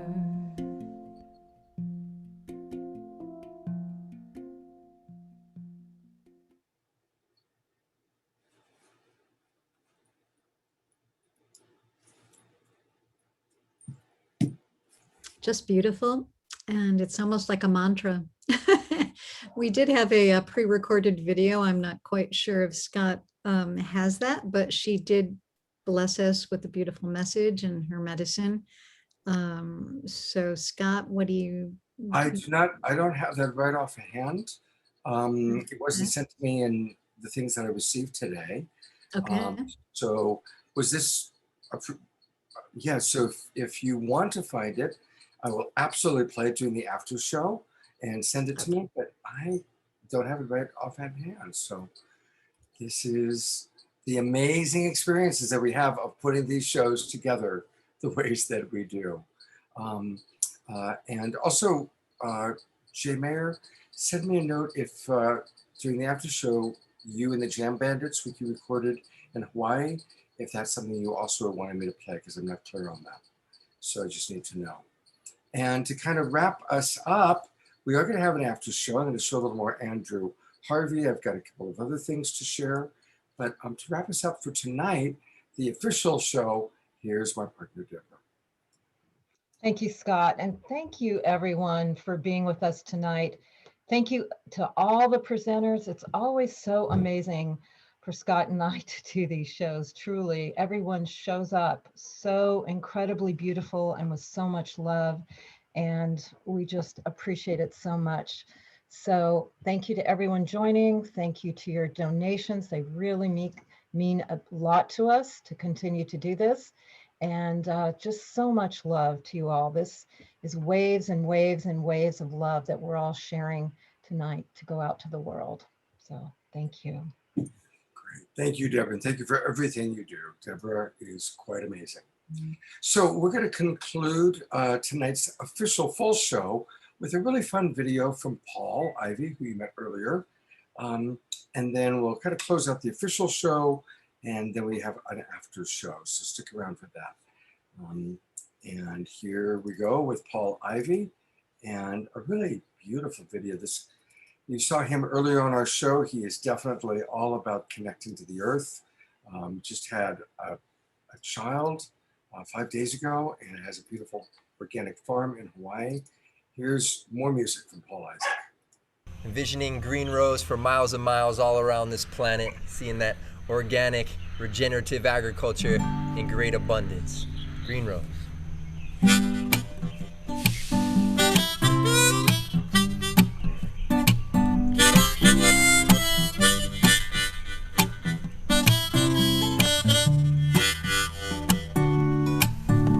Envision what you wanna see, manifesting this reality. We're open to prosperity.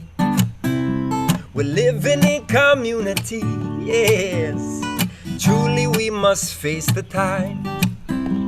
No longer shall the blind lead blind. Awakening you will find that everything will be just fine, yeah. Talking about your green roads for miles and miles. Green roads always gets you smiling. Green roads, and for a lifetime of smiles, growing miles and miles of green roads. That's right. And we can't help each other by sharing with one another. And we can't feed the people without using chemicals. And we can't help each other by sharing with one another, yes. And we can't feed the people without using chemicals, yes, yeah.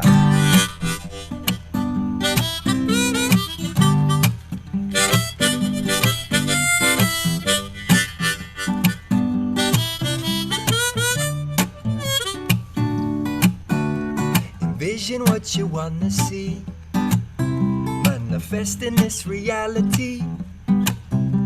I'm open to prosperity.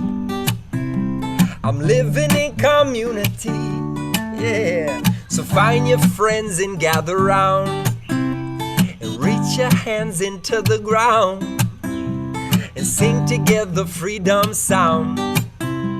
Don't let no system get you down, no. Talking about your green roads for miles and miles. Green roads always gets you smiling.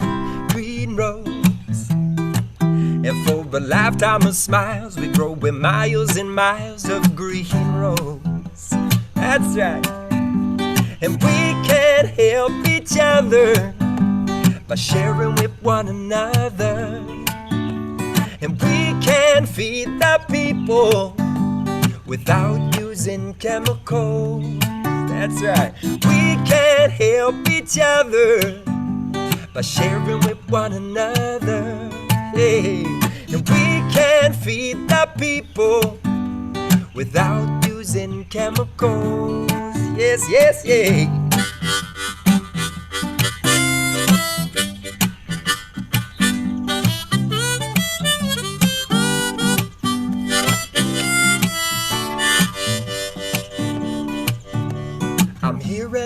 To receive, I receive the truth I truly do believe. I believe abundance is clear to see when you live your life in harmony.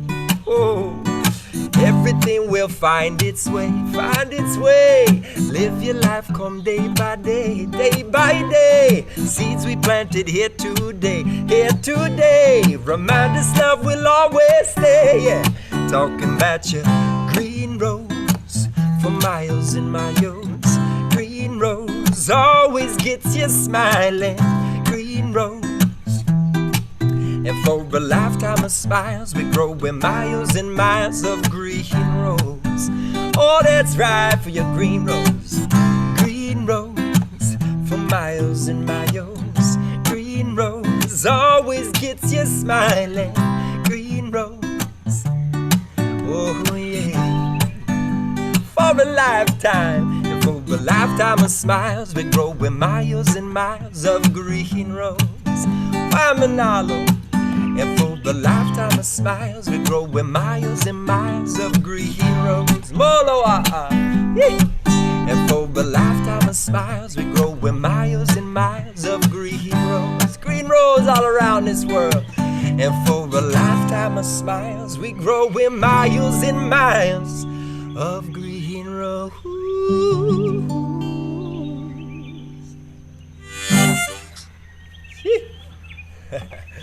Hold that vision, green rose for miles and miles. Regenerative farming. Whew. Much aloha, friends. Absolutely. God, I love that video. Wasn't that fantastic? Hey, and Paul's with us. How perfect. Hey, buddy. I'm going to add you there. I love that video. Mahalo for playing that, friends. I haven't seen it in a while, so yeah, it's inspiring to see how things grow too, you know? Oh, it is so beautiful. And really made me I'm really missing Maui. I go to Maui frequently, and just the green, lush, and your vision, it's true. Let's all vision rows and rows and rows of green. We got too much cement in this world. We need more green. I think that's a big part of unifying around this world is sustainable regenerative agriculture as well. So keep supporting organic regenerative farmers, friends. Mahalo. So, hey, everybody, let's support, starting with our very own Paul Ivy. Look at all that turmeric that is flying towards us. All right. There's a lot of turmeric, and you know, turmeric is a really good thing. And this is fresh and organic, so we can get it with the roots themselves, or we can get the actual powder from you. Mm-hmm. And what are some of the qualities of turmeric? What are some of the things that turmeric does for us? It's mostly known for its anti-inflammation, good for eyes, ears, nose, mouth. Also, it's known as a cancer preventative. So it's something you want to include for your digestion, just things, all kinds of different things in the body. And just as a preventative to, you know, keep you in tune, you know. It's just an amazing thing when you take it. You feel the energy of the turmeric, definitely. How's your 5-year-old doing? My 5-day-old. 5-day-old, I meant. That's what I meant, 5-day-old. I keep going up and checking. She's just fast asleep. Oh. And I'm sure we're gonna learn a lot from her as the years come by. I'm sure you'll see her at some point she'll be singing with me. She's got quite some pipes. Oh, after only 5 days. You know that. Well, Paul, we definitely want to have you back on the show. You're just a beautiful heart. Your music's awesome. And thank you for being a big part of our show tonight.